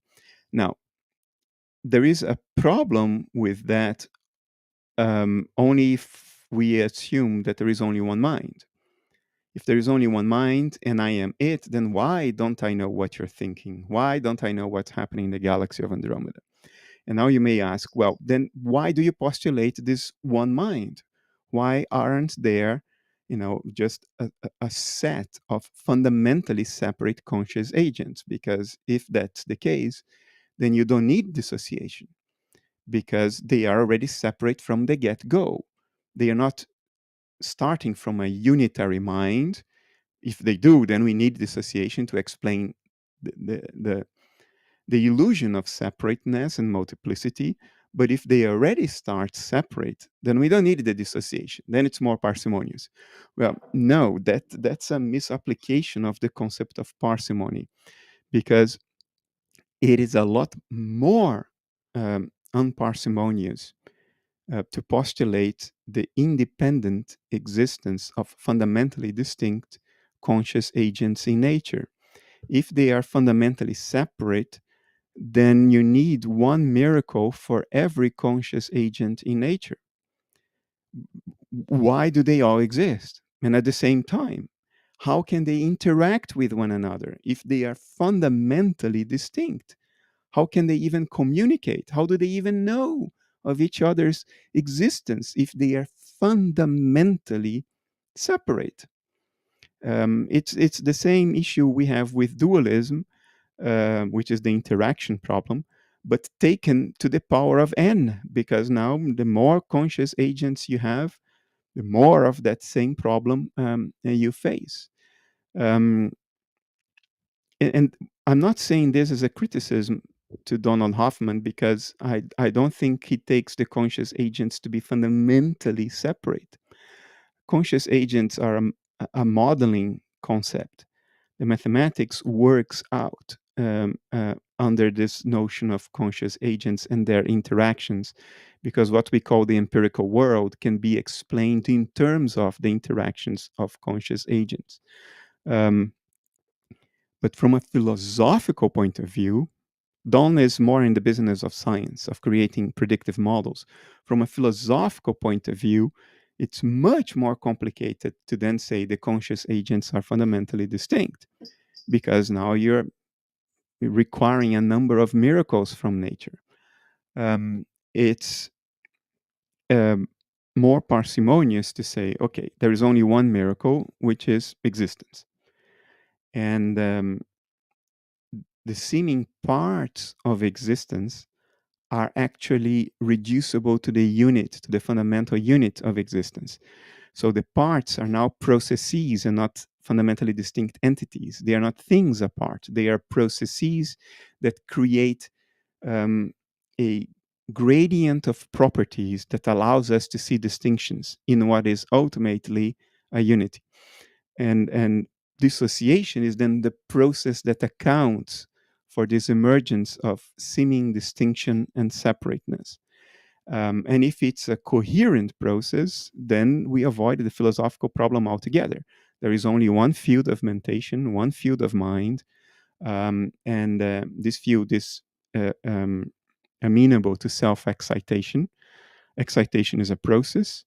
One kind of excitatory process is what we call dissociation, which is known empirically. So it doesn't even need belief, because we know it exists in nature. It's empirically confirmed. So we just need to extrapolate it in order to account for the seeming separateness of individual minds. So that is ultimately more parsimonious if you apply the concept of parsimonious coherently. In the case of Dawn's conscious agents, for the mathematics involved, you would seem to require at least two separate conscious agents, because the whole thing is derived from an interaction. And for there to be an interaction, there have to be two things interacting. Otherwise, you have self-interaction, which is not interaction, it's just self-excitation. And we are back to where I was. I had a long discussion with Don about this a few years ago in Arkansas, of all places. What my argument to him was that the mathematics would still work even in the case of only one primary fundamental conscious agent. His mathematics would work if you would apply it in the reverse direction. I don't want to elaborate too much on it, because otherwise I'll speak for an hour. But you can just inverse the way he applies the mathematics, and you can go all the way back down to two conscious agents. And then you would have to make one extra step, which is to move the mathematics to the notion of fields and excitations of fields, because for field excitations you do not need interactions. Fields are self-excited. The whole of physics has moved in this direction precisely for this reason. You can account for diversity in terms of units. That's why the whole of physics, since Maxwell in the early 19th century, has moved to this notion of fields. It facilitates a great many things. It's extremely parsimonious conceptually, avoids a number of fundamental problems.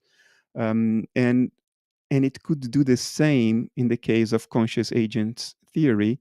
If you model the two primary agents as an epiphenomenon of field excitations, which mathematically can be very coherently done. I think Don is sensitive to this possibility. What he's doing is not the same as what I'm doing. I'm really going for the philosophy. Don is is trying to go in the science, in the predictive theory direction. There are pros and cons to both things. So you will still see a distinction because the approaches are different, the goals are different. But I don't think if you put Dawn and I together, that we would fundamentally disagree on anything regarding the foundations of this whole thing, including the notion of unity at the bottom of the collection of conscious agents. Okay, thank you. I think I kind of have an understanding of your view.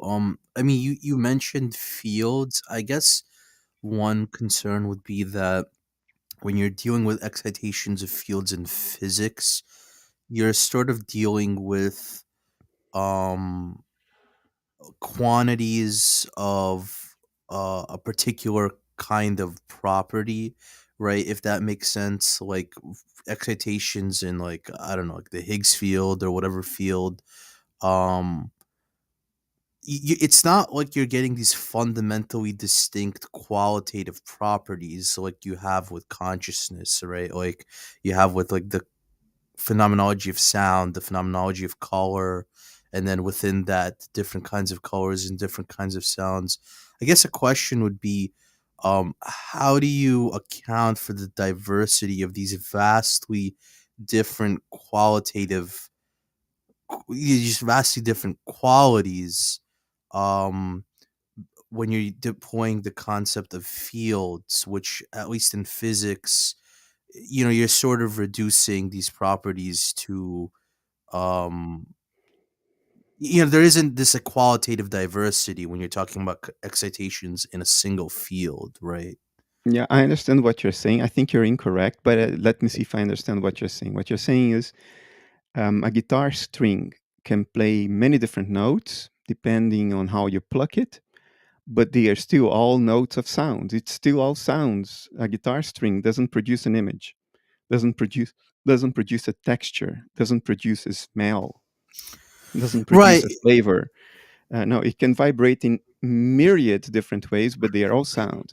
Similarly, you could have a field that produces images, as you have when you have a drum skin and you put salt on it and you have it vibrate. Salt can distribute itself differently according to the troughs and peaks of the patterns of vibration and produce different images, but they are all images. You don't get the texture, you don't get a flavor, you don't get an aroma from a vibrating a drum skin. So how can one field of mind give rise to the experience of disappointment, give rise to the experience of a thought, of an emotion, to the experience of a color, a sound, an aroma? How is this possible, right? Um, in physics, however, that's exactly what we do. Um, the excitations of different fields produce incommensurable physical quantities, such as charge, mass, spin. Um, in the case of electromagnetic fields, we can talk about amplitude and frequency.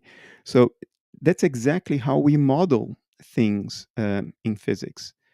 Very, very different, even incommensurable physical quantities are modeled as different patterns of excitation of underlying quantum fields. That's how we do the thing.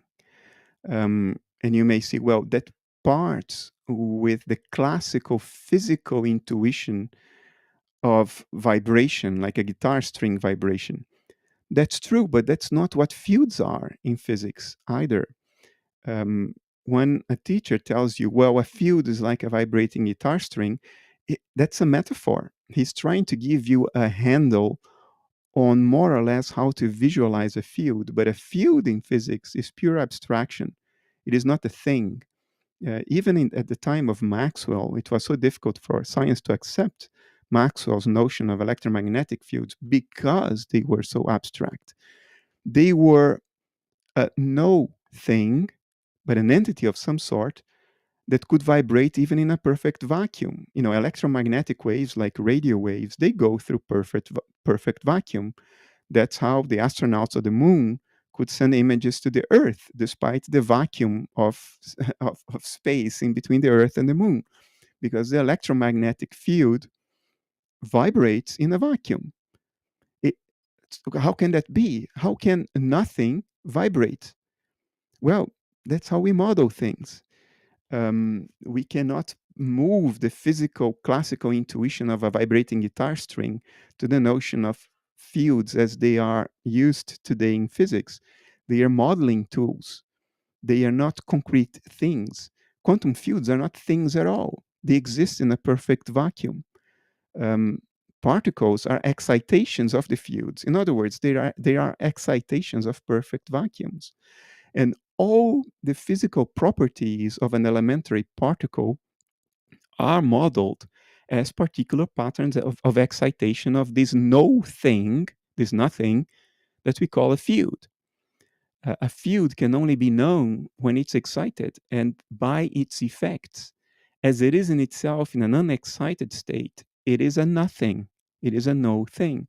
That's physics. That's modern physics for you. So I understand your intuition, but the way physics is done today is entirely consistent with what I am arguing. And it's not consistent with your classical intuition of what a field should or is supposed to do. Now, does that then mean that we should not rely on fields as the concept is used today in physics? No, it doesn't mean that, because we do not have an alternative.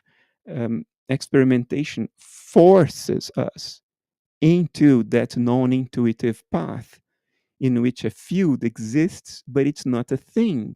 It's a potential for things. Things are excitations of nothing. Empirical experimentation forces us into this very unpalatable realization about nature, that everything is an excitation of a nothing. Let me give you examples of this so you don't think I'm just bullshitting you and using my authority to get away from a difficulty. Quantum fluctuations are empirically observed through experiments like the experiments entailed by the Casimir effect. We know that there are quantum fluctuations. We know that particles pop in and out of existence out of nothing all the time in a perfect vacuum. We know that experimentally. How do we account for that without appealing to magic? In other words, things just popping in and out of nothing for no reason. Well, we account for that by imagining the nothing as a field and the popping in and out as excitations of the underlying field. That's one example. Another example is particle decay. Particles decay spontaneously into other particles that are not part of the original. The Higgs boson, famous one. Let's talk about the Higgs boson because everybody has heard of it in recent years. It can decay into a W and Z boson. It can decay into two bottom quarks. It can decay into two muons or heavy electrons. Now, the Higgs boson does not have two muons in it. It does not have a W and Z boson in it. It does not have two bottom quarks in it. So how can it decay into two bottom quarks, into two muons? How can it become two muons if those muons were not part of it to begin with? How can the Higgs boson disappear and two muons magically appear? How do we make sense of this without appealing to magic? Well, it's by understanding that the Higgs boson is not a particle. It's an excitation of an underlying field, like a ripple on a lake. And like ripples on a lake, it decays and acquires different physical properties in the process of decaying. A ripple in a lake can become two smaller ripples when it hits an obstacle. It can become ripples that are less tall and wider, depending on the viscosity of the fluid in which they ripple and the depth of the bottom of how deep the bottom of the lake is. The ripple can even turn upon itself and become a crashing wave as it happens on the beach. In other words, it can take on completely different physical properties without ceasing to be a ripple. And that's not magical. We understand that. The ripple is not a thing that became another thing. A ripple became a wave. A wave is a thing, a ripple is a thing. So one thing disappeared and another thing, the wave, appeared magically. No, that's not what's happening, because the ripple is not a thing and the wave is not a thing. Both are excitations of water, and there is only the water. That's how we account for the fact that the Higgs boson decays. There is no Higgs boson. There are no two muons or two bottom quarks. There are only underlying fields. And those patterns of excitations in the fields, they change, they evolve like ripples in water, and they acquire different physical properties, which we metaphorically refer to as a different particle. And by the way, we never measured the Higgs boson. It decays too quickly before it interacts with measurement surfaces. What we did measure were the particles it decayed into. That's what the entire data acquisition system of the Atlas detector was about. We tried to catch what it decays into so we could infer that the Higgs boson once existed. All of this only makes any sense whatsoever if every physical property, incommensurable with one another as they may be, actually are just excitations of underlying fields. And the fields are no things at all. They are a vacuum that is pregnant with potential. I can give you more examples. There are so many examples of this, but hopefully I gave you some food for thought. Yeah, that is really interesting. Um, I guess I have two follow-up questions. One is that it seems like your view is seems like it would be very compatible with a view like million phenomenalism, right? Where J.S. Mill believed that there are like these, basically he believed the opposite of Hume regarding natural necessities, or he did think that they were these, or at least this is what a lot of millions think today. I'm not sure if Mill himself thought this. Probably not, but millions today think that there are these like natural necessities, these like metaphysical um property modal properties, right? And that like objects would simply be the potential for certain phenomenological properties to come about, right? So like my cup is there even when I'm not looking, because there's the potential for me to have the experience of the cup, right? So this is as opposed to something like a Humean idealism where all you have is these phenomenal properties without any kind of like potentials. Right. So I think like your view would be more compatible with something like a million idealism or phenomenalism. Um and Um, do you agree with that? um, I want to avoid getting into a discussion of in which drawer what I'm saying will fit in best. I think it's more because philosophy is plagued by endless discussions about this. I think it's more progressive if I just tell you flat out what it is that I mean, and then we let other people worry about how to put it in a drawer and how to compare it with what other people think that other people said and all that stuff.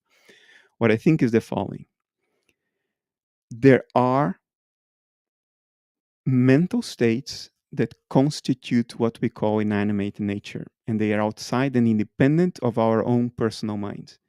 And they would still be there doing whatever it is that they do, even if there were no dissociation in nature, even if there were no living creatures in nature.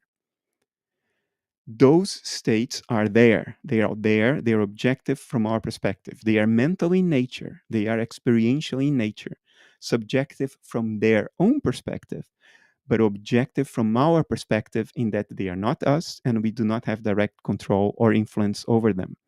These states exist. and they are experiential. In other words, there are states out there that correspond to what we call the moon. But those states are not the moon because the moon is a representation of those states. And that representation we call the moon is created by us upon interacting with those objective states.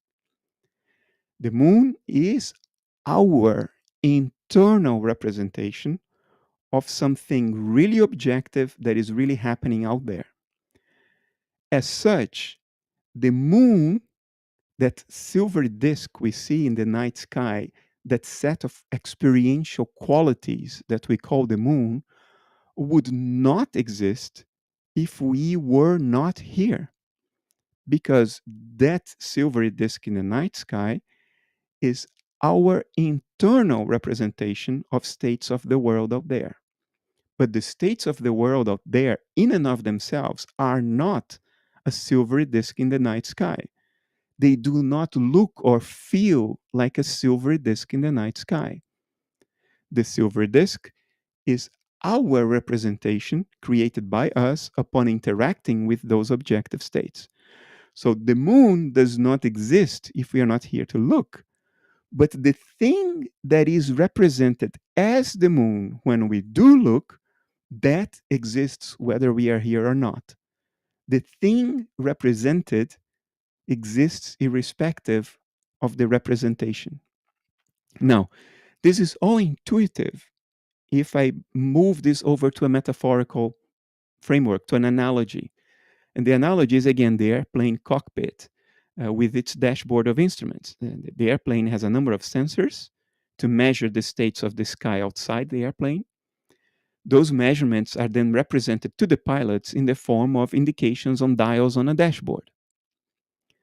Now, if there is no airplane in the sky, then there is no representation on the dashboard, right? But the thing represented, the properties of the sky, are still there, whether there is an airplane measuring and representing those properties or not. We don't have difficulty with this when it's about an airplane. So we should not have difficulties with this when it comes to the moon or any other aspect of the physical world. Because what I'm saying is that the physical world is the dashboard. It is our dashboard. The things that we describe through physical quantities, such as length in meters, weight in grams, charge in coulombs, energy, all that stuff, these are descriptions of what appears in our own dashboard. We are like the airplanes. We have sensors, our sense organs, that measure salient properties of the world around us so we can survive. And the results of those measurements are presented to us in the form of dial indications on our dashboard that we call the screen of perception. The physical world is the dashboard. It is the screen of perception. Therefore, if we are not around to look, there is no physical world. But the thing that we represented as the physical world is there, whether we look at it or not. Just like the sky exists, whether there is a plane representing it in a dashboard or not. You see, that's the point I'm trying to make.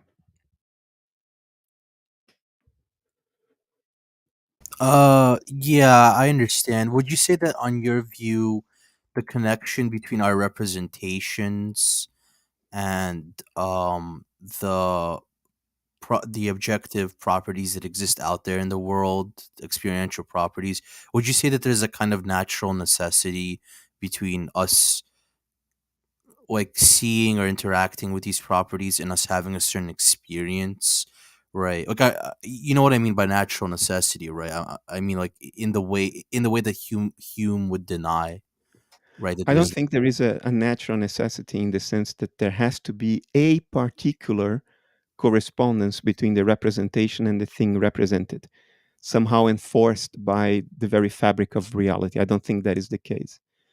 I think there has to be some correspondence between the two, because without a internally consistent correspondence between the two, perception would be useless. it would not be reliable. It would provide us with no actionable information about the world. If the correspondence between dial indications on an airplane dashboard and the sky outside were completely arbitrary, then the dashboard would say nothing. The pilot would crash the plane. Nothing is reliable. So there has to be a correspondence, a stable correspondence between the two that allows us to be able to act upon what is represented on the dashboard. But I don't think that correspondence is a priori defined by a necessity etched in the fabric of reality. I think there could be many equally valuable correspondences between the two. And the correspondence that we do have, we have because that's how we evolved. And part of that evolutionary pathway may have been, in some restricted sense, random. In other words, we could have evolved a very different dashboard that could have been just as useful as the one we have now. And it so happens that we didn't evolve that other correspondence. We evolved the correspondence we have now. So it's not a necessity. It's a matter of usefulness, of evolutionary value, of fitness, not of fundamental necessity. That said, there has to be some kind of reliable, internally consistent, coherent correspondence between the two for the dashboard to have any fitness whatsoever, to serve any purpose whatsoever. Okay, yeah, I think I'm starting to understand the view. Um, well, one last thing, do you think that so like before you mentioned how, in physics you can have these incommensurable properties emerging from excitations in a single field. I guess the question is, do you think that qualitative or phenomenological properties could be quantified in some way such that we can know how excitations in this field produce different kinds of experiences, like the color red and the sound of a bird and so on and so forth, right? We do it all the time. We are always quantifying the qualities of experience. When we say there is a 1 kilometer distance between these two houses, that's an effort to quantify an experience. The experience of seeing the geometrical relationship between the two houses when you look at both of them from a distance, or the experience you would have if you had to walk from one house to another. All of this is quantified. But those quantifications are descriptions. Therein lies their usefulness. We quantify the qualities that appear on the screen of perception in physics because that quantification allows us to describe what appears on the screen of perception and then to predict what will appear next on the screen of perception.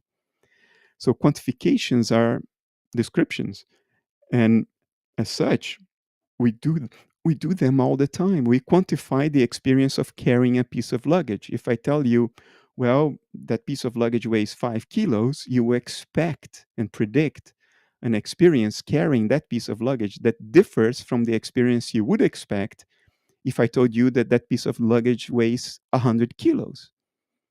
You would have a different expectation of the experience of carrying that piece of luggage. So these quantifications as descriptions, they're very useful. They allow us to predict what we will see next. That's what physics is all about, to predict what we will see next. And we make this prediction based on quantitative descriptions of the states that appear on the screen of perception, which are eminently qualitative states. The error we made in physicalism, I mean, there's nothing wrong with everything I told you so far. It becomes wrong when we do the following. When we forget that the quantities are descriptions of qualities, and we say that the quantities precede the qualities and somehow give rise to the qualities. That's what physicalism does. Physicalism starts just like we all start. Numbers are descriptions of experiential states, qualities. But then it says, no, but wait a moment. The qualitative states, the experiential states, are epiphenomena of my brain. So the piece of luggage that weighs 10 kilos, those 10 kilos, they are not just a description of my experience.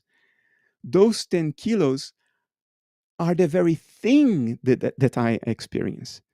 They precede my experience of lifting the piece of luggage. Those 10 kilos is what exists prior to my experiencing anything. And the move here is to take a description of a reality and replace the thing described with the description. To speak in very simple terms, and this is literally correct, I think, it's replacing the territory with the map. A map is a description of the territory. You wouldn't dream to say the map precedes the territory and the territory somehow arises from the map. No, you know the territory was there first, and the map is a convenient description that allows you to predict what you will experience if you turn in this or that other direction. That's why we use maps, to predict what we will experience when we move within a certain territory that is described by the map. In physicalism, they said, no. The map comes before the territory, and somehow the territory comes out of the map. The thing described comes out of the description. That is the fundamental error of physicalism. And that is wrong, but there is nothing wrong with quantifying qualities. We do it all the time when we describe things, and that's pretty useful. Maps are very useful. There's nothing wrong with quantification.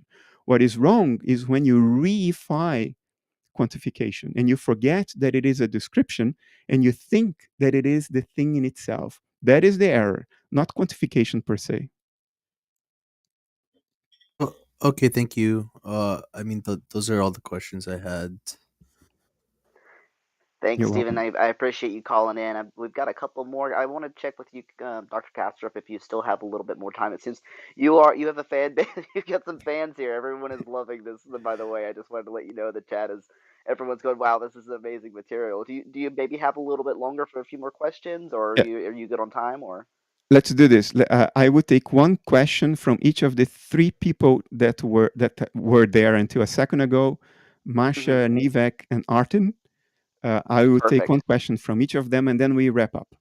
Okay? Okay, that's fair enough. I appreciate you. I appreciate you being so generous with your time. This has been fantastic. So let's go ahead and pull Masha in. Hey there, Masha. Hi, I wasn't expecting to connect so much. I was just going to kind of like listen, but then once you started explaining like the objectivist base of your idealism, I as someone who's like sense making apparatus relies heavily on materialism, physicalism, etc. at various times. This is intuitively like really coming together for me, what you're saying. So my one question is, what do you make of the shifts in consciousness that come with sort of altered physical states like extreme hunger or tiredness or having ingested certain types of drugs? I think what we call life, biology, metabolism, living organisms, that's what a dissociative process in this field of subjectivity that underlies all nature looks like when represented on a dashboard. Um, what I am, as Bernardo, is a dissociative process in the mind of nature. That's why I don't know what's happening in your mind. That's why I don't know what's happening in the galaxy of Andromeda. I am, as an individual, a dissociative process. I am a private inner life, private conscious inner life, which is a dissociative process. That's what I am. The body, my body, is what I look like when the dissociative process that I am is represented on a dashboard, which may be someone else's dashboard or my own dashboard when I look down and look at my body. So biology is a representation. It's an image. It's not the thing in itself. The thing in itself is a dissociative process. That's what biology is an image of, is an appearance of, is a representation of on that dashboard that we call the physical world or the screen of perception. Now, if you understand this, everything else follows naturally, and we arrive very neatly at an answer to your question. If regular biology, in other words, ordinary physiological metabolic processes working under regular circumstances, if that is the image of dissociation, then biology that is upset, that is forced into a otherwise unnatural state, an extreme state, biology that's pushed to a boundary, biology that is disrupted, that is messed up with, is the image of dissociation that is messed up with, dissociation that is disrupted, right? Because biology is the image of dissociation. So biology that you mess up with is the image of messed up dissociation, dissociation that is interfered with. Now, what is dissociation that is messed up with? Dissociation that is no longer really properly dissociated. Well, it's a reassociation. You're messing around with the dissociative boundary, and you allow for more cognitive traffic across the boundary because the dissociation is becoming imperfect. You're messing with it. So there is cognitive traffic across the dissociative boundary because you're messing with the thing that prevents that cognitive traffic. You're messing with the dissociation. And you're pushing it towards a more porous, irregular state in which there is cognitive traffic. We call that cognitive traffic a psychedelic trip or acquired savant syndrome or the choking game, when teenagers partly choke themselves to cut blood flow to the brain, and they can trip without drugs. Or the, quote, memorable dreams that pilots have when they appear to become unconscious or they become unresponsive during G-force induced loss of consciousness, when they undergo training in centrifuges that sort of drains the blood out of their brains.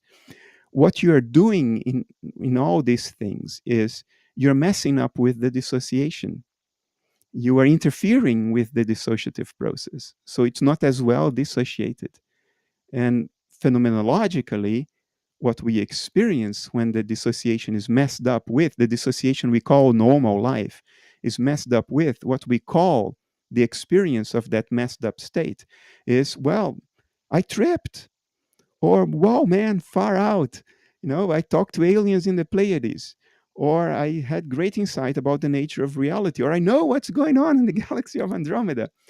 Or I met my skeletons in the closet and all the traumas that I repressed all those years that I sort of self-dissociated from. And now I messed up with that dissociation. The messing up with the dissociation is the thing in itself. It's a mental process, or the interference across different mental processes. That's the messing up with the dissociation. It's the thing in itself. What it looks like, that interference process, what it looks like when it's represented on our dashboard is you taking a pill, or you drinking alcohol, or you partly strangling yourself with a rope, or a pilot moving around a centrifuge. You see, these are appearances. You're taking a pill, you're injecting a drug, or you're eating mushrooms. That's what the interference of a mental process upon another, the latter one being a dissociative one, looks like on the screen of perception, on the dashboard, on the physical world. The thing in itself is a disruption to the dissociation that we experience as an enlargement of consciousness, as we should, because dissociation is a constriction of consciousness. That's what dissociation is. If you interfere with that, you experience it as a relaxation, an enlargement of consciousness, which, lo and behold, is exactly what we experience. Gonna go ahead and bring in Nevik, but on that note, I'm gonna go ahead also break out some shrooms. Let's do that while we're here. So This hey, doesn't Nevik, how are mean you, that. man? Look, this doesn't mean that your psychedelic trips are all literally true. It can only mean it may mean that you are just less dissociated from your own inner fantasizing. So you have to take all of this with a grain of salt. In either case, it's a reduction of dissociation. Yes, so Fantastic. I'll let Nevik. You've got one question for Dr. Kastrup, and then we'll go on to Artin. So what's your question, if I may ask? I get where he's coming from with experience, and that we go off of experience. But reality is fluid and it's constantly changing. So you can't always only believe what you experienced in the past. Would always be the case. There's always new information that can come in that could have a different, that could be factored in, that could result in different potential outcomes. And I just was like, when it comes to human beings, they evolved to take information from the environment and to come to probability outcomes.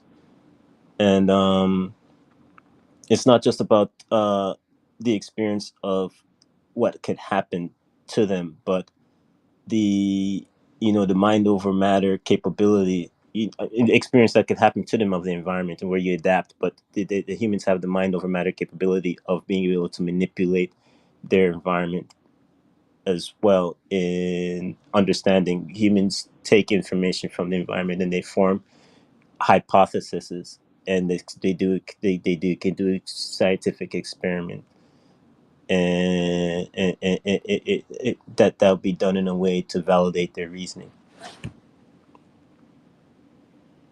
I'm So not what's the hearing a question? question in there.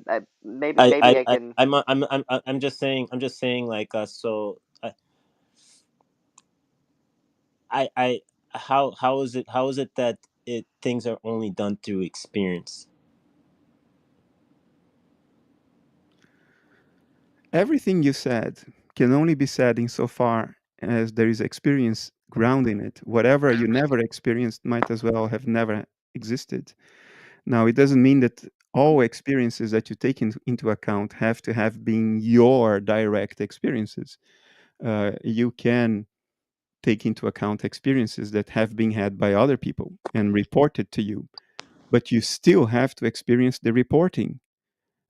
Otherwise, it would not come into your world, and it would have no existence as far as you're concerned. So ultimately, everything is grounded in experience as far as human beings are concerned.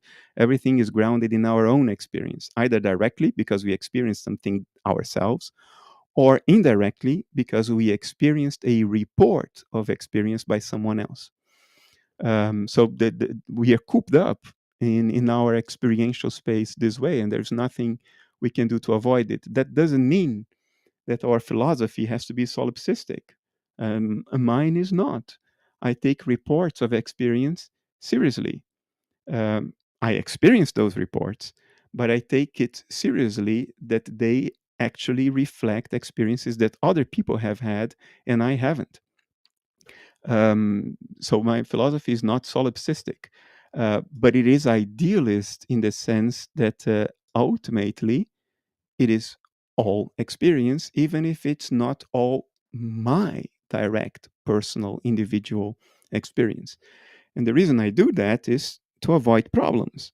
When you postulate a different ontological category that is not experiential, such as physical states that are not merely descriptions of experiential states, but are fundamentally outside mind. When you postulate that, you create a discontinuity in nature that leads to all kinds of problems. It leads to the hard problem of consciousness. How do non experiential physical states become experiences, given that there is nothing about physical states in terms of which we could deduce the qualities of experience. That's a discontinuity that one creates, a bridge that becomes impassable, cannot be bridged, and leads to all kinds of problems similar to the interaction problem of dualism. If there is soul and there is matter, how the hell do they interact if they are fundamentally different? So the idea behind idealism is to say, I don't have the interaction problem, I don't have the hard problem of consciousness, because it is all experiential. And experience affecting other experiences is trivial. My thoughts affect my emotions every day. My emotions affect my thoughts every day. That experiences can impinge on one another and have causal effects on one another is trivial. It's happening all the time. We all know that. Um, what I do avoid is this ontological gap between things that are fundamentally different and yet have some kind of causal effect on one another. I avoid the hard problem of consciousness. I avoid the interaction problem by saying that it is all experiential. But I still grant that there is an objective world out there, therefore avoiding solipsism and doing honor to the observation we all have that we all clearly inhabit a shared world. We all describe our environment in ways that are mutually consistent. And when I say this, I'm automatically taking the reports of other people seriously as experiences that they are having. And by saying that there is an objective external world, I honor this. But by saying that that objective external world is itself experiential, I avoid the interaction problem and I avoid the hard problem of consciousness. That's the whole point. That's just such a phenomenal answer. And by the way, everyone's Masha especially is raving about the cognitive traffic across the dissociative boundary. She was just like, "Oh my god, that's such a great answer." So she wanted to thank you for your answer on that. And I'm gonna pull in Artin. We'll take one last question from him, and then we will give you your day back, Bernardo. I really Sure. appreciate all of these answers. This has been fantastic. Okay, Artin, you're up.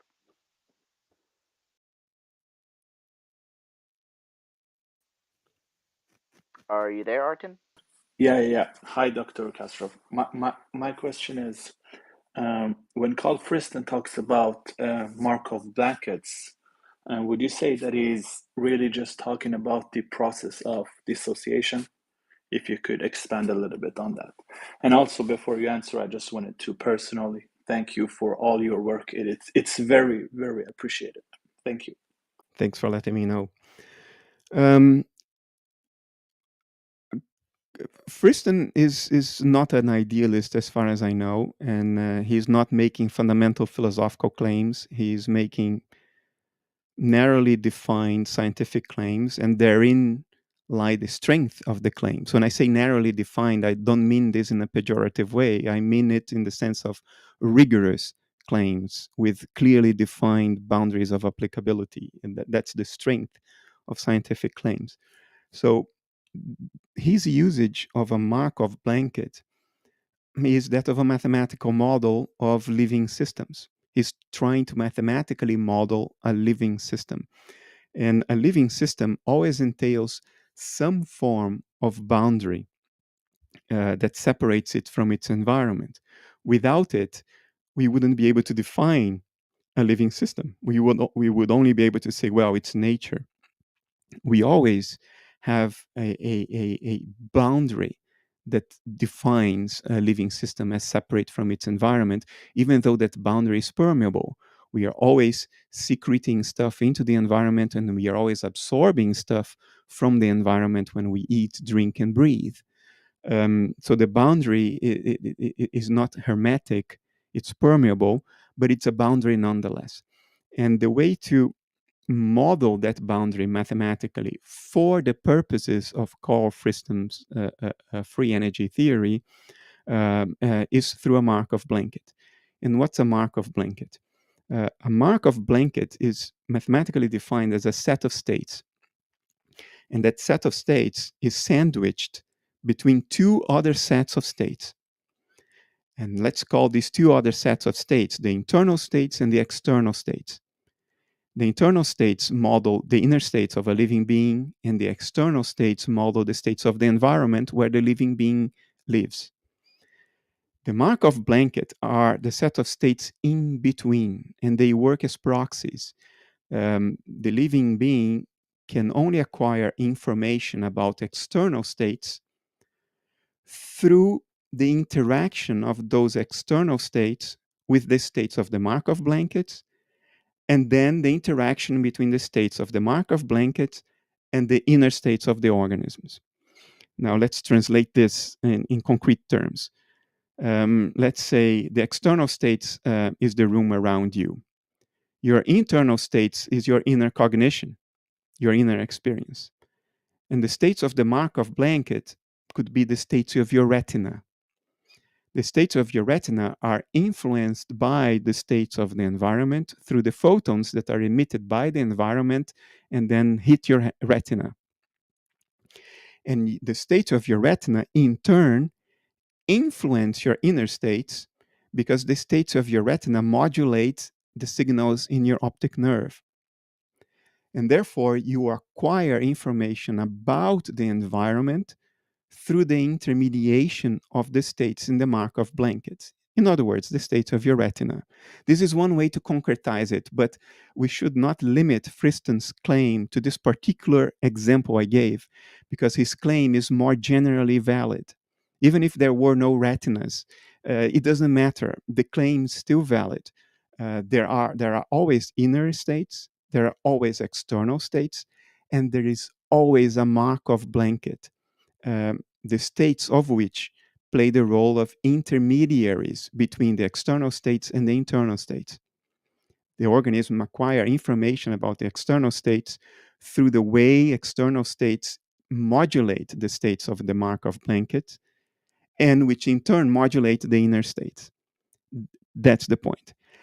Now, the way I use that theory, which is more generally applicable and philosophically agnostic, Friston is not making metaphysical claims here. He's making a mathematical model that can be proven mathematically. The way I port that to analytic idealism is to say what Friston takes as an observation, namely that living beings always have a boundary that he then models as the Markov blanket. That observation that living beings have boundaries, I account for that with the dissociative process. Living beings have boundaries because they are dissociative processes, and dissociative processes have boundaries. That's why living beings have boundaries. And then Friston observes that living beings have boundaries, whatever the reason it is that they do, whatever the metaphysical account of that is, and then he models those boundaries as Markov blankets. And it's me then who says the Markov blanket is a mathematical model of the dissociative boundary, because that's how I philosophically account for the observation that living beings have boundaries. You see the point?